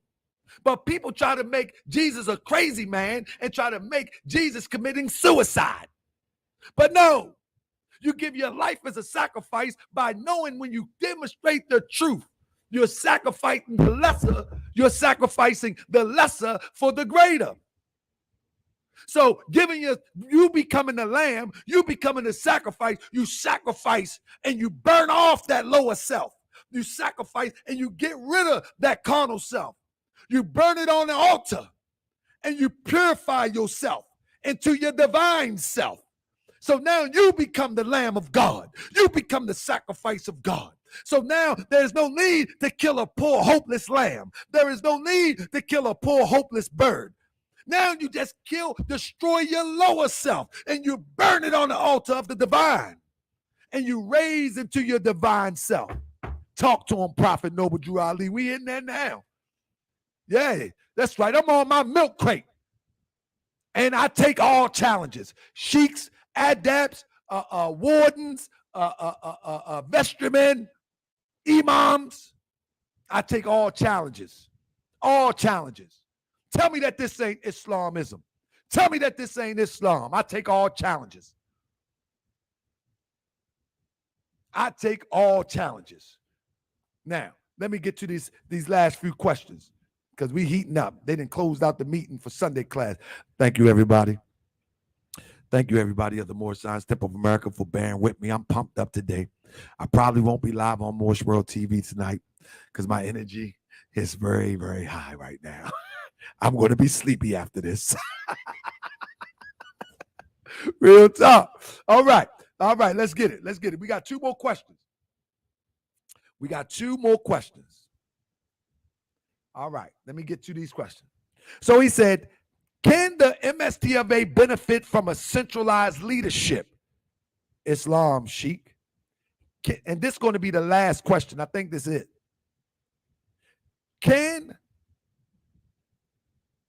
He asked about Act 1 too, but I'm going to do this one. How do we define Act 1? Grand Sheikh and the chairman has power to make laws and enforce laws. What is the law of MST? So I already answered that, but I'm going to answer it again when he asks, can the MST benefit from a centralized leadership?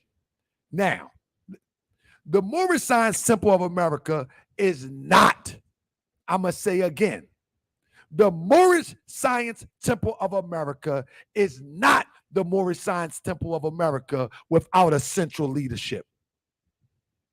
You hear what I say? Without a central leadership, it's not a Moorish Science Temple of America. They're fronting. And without a central leadership modeled after Prophet Noble Drew Ali, again, it's not a Moorish Science Temple of America as taught by Prophet Noble Drew Ali. Let's start with this real quick. Let's start with this. The Moorish Science Temple of America, for an example, is the laws of the Moorish Science Temple of America are expressed in the divine constitution of the Moorish Science Temple of America. And in Act 1 of the Moorish Science Temple of America, it tells you who is the leader of the Moorish Science Temple of America, who is the central authority of the Moorish Science Temple of America. All right?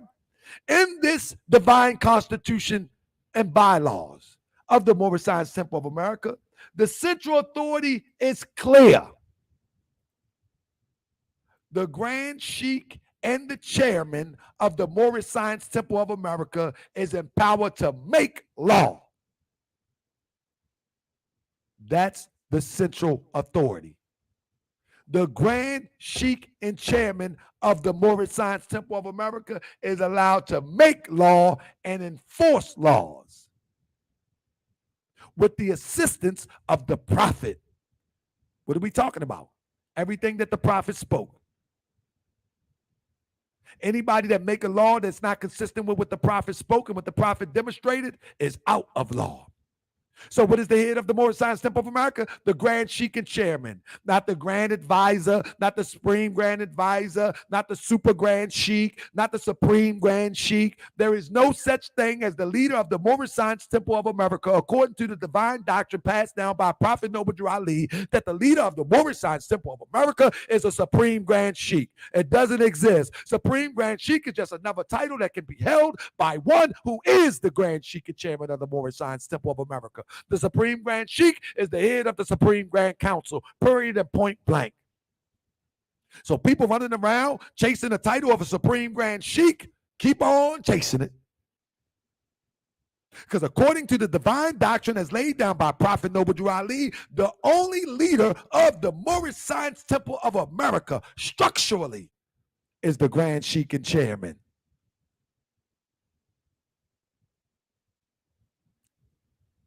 That doesn't mean that the Grand Sheikh and chairman cannot hold another title like Supreme Grand Sheikh. But the highest title, say it with me, everybody. What is the highest title in the Moorish Science Temple of America? Can everybody type it in? If you've been studying for class, I would like you to type it in. What is the highest title in the Moorish Science Temple of America? The highest title in the United States of America is the President of the United States or the executive chief or whatever he is. Can somebody type it in for me? What if you've been watching in class, what is the highest position in the Moorish Science Temple of America? The Grand Sheikh and chairman.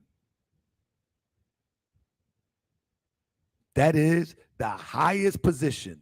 Somebody said member. That's Fugazi. No, the highest position is not member. The highest position is not member. I will accept Grand Sheikh, but it got to be chairman too because it's in our divine doctrine. That's right. Grand Sheikh and chairman is the highest title. because the Grand Sheik and chairman of the Moorish Science Temple of America has the power to make law and enforce law. With the assistance of the grand body, but you have to understand what the grand body is in order to act out this law. That's the highest title, not Supreme Grand Sheik, not member. You don't see member in Act 1. Member is a part of, if you're a dues paying member, then you're a part of the grand body and you get to be represented. You follow me?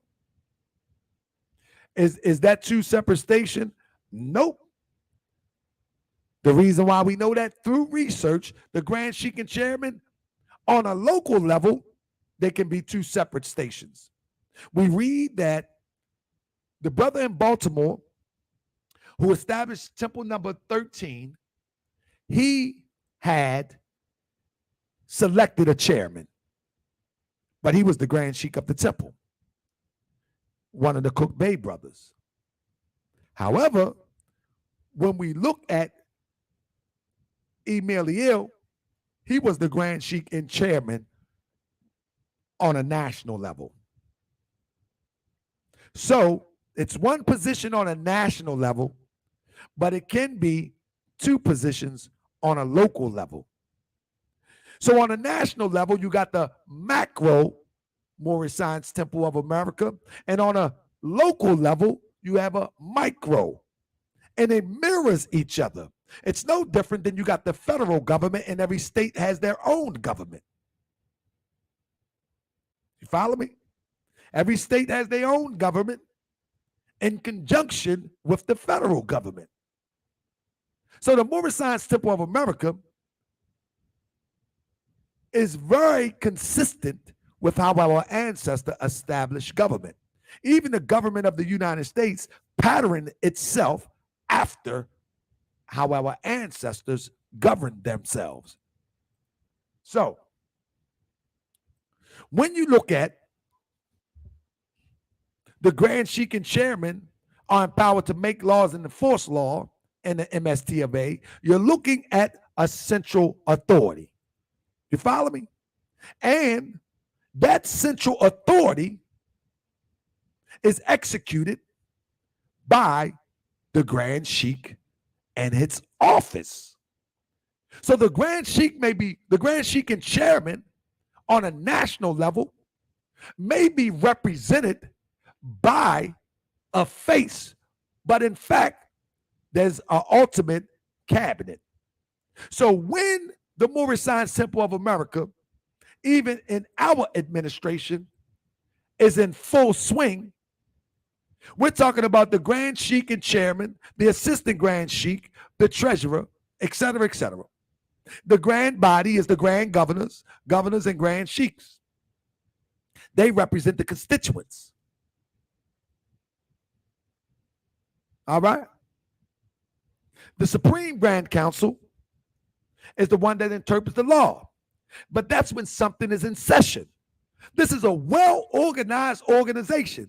So when people calling themselves Moorish Americans and Moorish Science Temple of America and the Moorish Science Temple of America has established the organization that metamorphoses into a nation, and people just calling themselves Moorish Americans and they're not a part of the membership of the Moorish Science Temple of America, then they are really defeating the purpose of being saying that they are Moorish American. Because a Moorish American is one who is in part of an organization that metamorphoses into a nation by the way of the Moorish Science Temple of America. You follow me?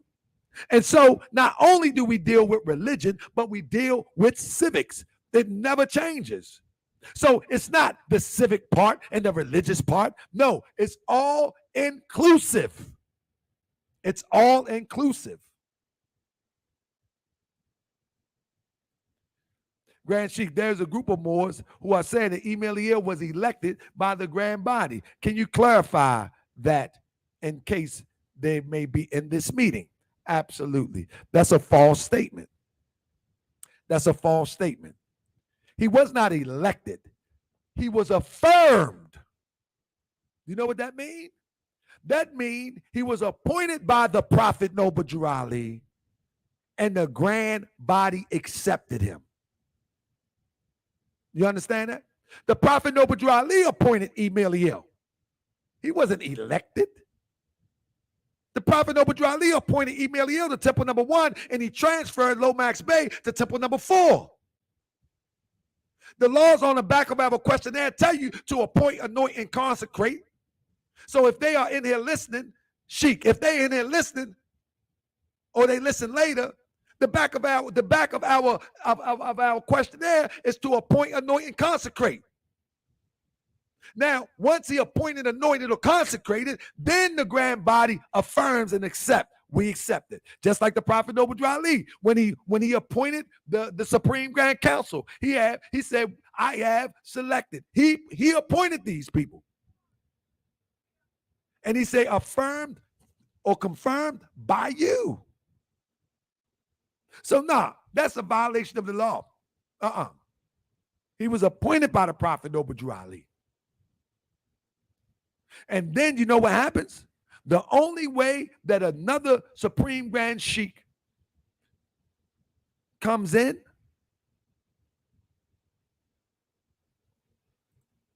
who represents the station of the Prophet at this present time. To be honest to you, brother,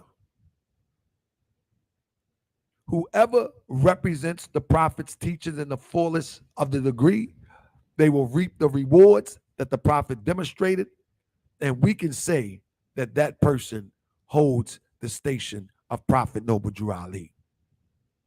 However, most people don't even know the structure enough to hold the station of Prophet Noble Drew Ali. Much of the stuff that I teach in here, most people, it's foreign to most people, brother. And most people that say they know it, they not even demonstrating it. They're not even demonstrating it. Everything that I'm telling you, everything that I teach, I'm working to demonstrate it. Everything that I'm telling you now, our sheiks, we learn this. You understand what I'm saying? So if I was to answer that question, who represent the station of the Prophet, I'm doing everything in my power without arrogance and without ego to imitate and demonstrate Prophet Noble Drew Ali the way that he did it. I'm working everything to make sure that somebody can take these lessons to the next level by the way that I teach this. And they represent Prophet Noble Drew Ali. But once we hear the truth and we don't react to it, we don't act to it, we don't respond to it, we stay following these false leaders, we stay following this false hope, we stay following this good old party, this good old club, this Moorish Science Temple of America will not take root in the hearts and minds of the people. This type of teaching here must be done like this today. It must be done. I challenge anybody, because we've been lied to too long. At this point, I don't care about the smoothness and the smooth persuasion of all these sheiks talking soft. People are out here dying and people playing along to get along, teaching a lie.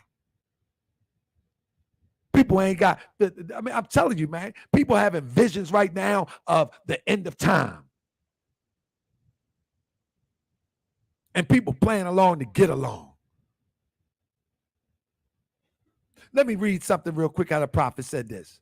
Listen to this, family. And we don't have time to play along to get along because somebody sound good, because somebody scream, Allah, and the Moors, the Moors did this and the Moors did that. Man, we ain't got time to do that. The Prophet says this. And this is why I don't play with that. And if y'all under those little fake sheiks, y'all better get yourself together. That's right. I don't care how nice they are. I don't care how sweet they talk. I don't care how nice they dress. I don't care how sweet they talk. If they following a lie and you follow them, you're raising up a lot of sovereign power. Period. And if I'm lying, show me where I'm lying, and I will fix myself immediately. Immediately. I will make a speedy reparation to the utmost of my power. And I'm going to close with this, family. It says every subordinate temple of the grand major temple is to form under the covenant of love, true peace, freedom, and justice, and to create their own laws and customs in conjunction with the laws of the holy prophet and grand temple. I, the prophet Noble Drew Ali, was sent by the great God Allah to warn the Asiatics of America. I'm warning you right now, and I'm not Prophet Noble Drew Ali, but I'm going to demonstrate it right now. I'm warning you to repent from your sinful ways before the great and awful day that is sure to come. The great and awful day that is sure to come. I know y'all don't believe that for real. That's why y'all don't preserve these holy and divine laws. That's why y'all follow scammers, swindlers. That's why y'all follow these crazy people. That's why y'all keep following these smooth sayers that give you apples that's pretty to the sight, but full of bulletness and gold. That's why y'all follow these sheiks that dress up. That's why y'all follow these sheiks that play church. That's why y'all follow these sheiks that play Sunni Islam. But the great and awful day is here. The great and awful day is here. Just keep your eyes open a little longer. Keep breathing a little longer. That great and awful day is here. And all of y'all that's following these frauds, all of y'all that following these shiny apples, you're going to see. You're going to see. Because y'all holding up a lie. They threw the Prophet Noble Drew Ali, so they thought, under the bus. But we here now. We here now. And we're going to protect and defend and preserve these holy and divine laws. Show me where I'm wrong. Anybody in the building? Bring your bestest of sheiks. Bring your bestest of sheiks. I don't have no friends except for the truth. I don't have no friends except for the truth. Bring your bestest of sheiks.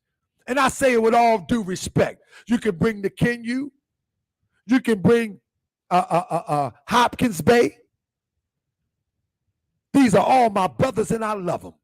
You can bring Kenyu, you can bring Hopkins Bay, you can bring Jones Bay, you can bring Rasadi L, you can bring Edwards L, you can bring Ranisi L, you can bring any of them.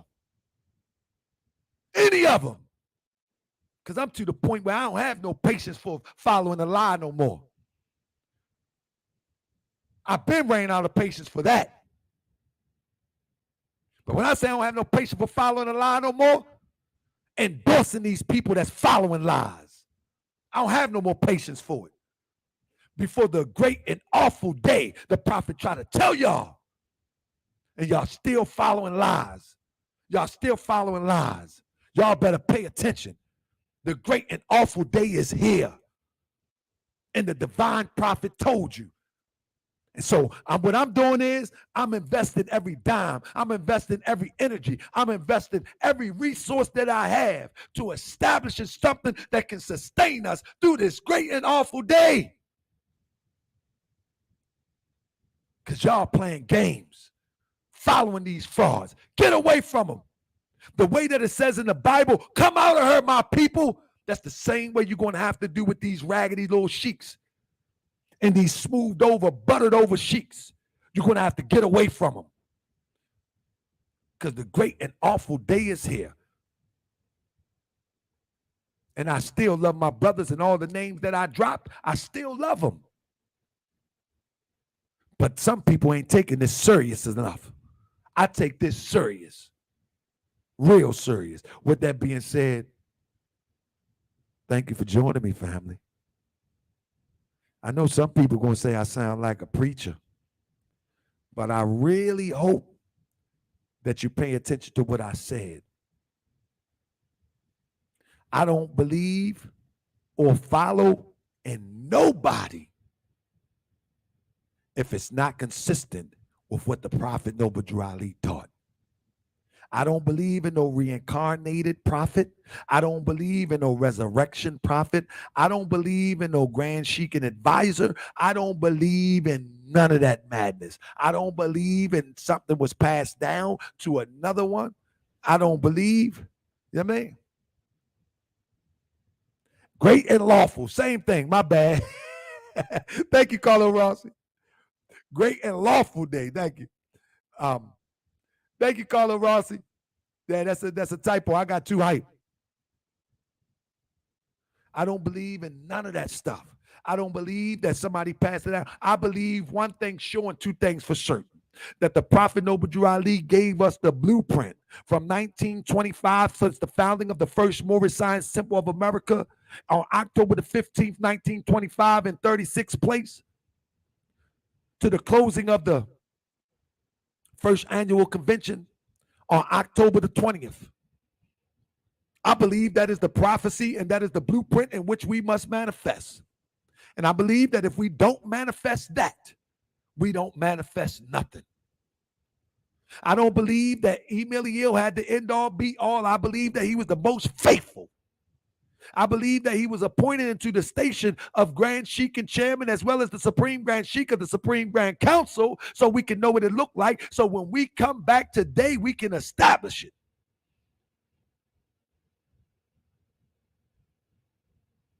I believe the angel of Allah held within his ether plane that the Prophet Noble Drew Ali was right and exact. And anybody that he taught was not infallible, including Emilio. But the Prophet left us an example. These stations that the Prophet Noble Drew Ali left us an example is, we supposed to be a full-fledged government. All these little fake people making governments, that stuff is crazy. We could look at the nation of Israel. How the nation of Israel in 1940, post-Holocaust, has established themselves as a religious powerhouse, as well as a civic powerhouse as it relates to the state of Israel. And we have yet to unify around a central authority to implement these things, because the Moorish Science Temple of America was infiltrated during the time of the Prophet Noble Drew Ali. But there always comes a reformer. There always comes one that's able to look at it and read from a law book of remembrance and see what it is and bring it all back together. I hope you are part of the reforming organization to bring it back to what it was and teach those to do the same. You know what I'm saying? I have to do that on the next class. What's the significance of Sultan Abdul Aziz being displayed in our Quran? First, you got to understand the history of Sultan Abdul Aziz. What he did was he took the Wahhabi demonstration and he took it to a whole nother level. They went from a desert people to a government, into a multi-billion-dollar powerhouse. So that's the best I can do with that, but I can break down the whole history. Sultan Abdul Aziz is an example of what happens when you take nothing and turn it into something. And he did it through the door of Wahhabism. And we'll talk about that on the next show. That's a whole class in itself. With that being said, peace and love, family. Gotta go. I'm hungry. Islam.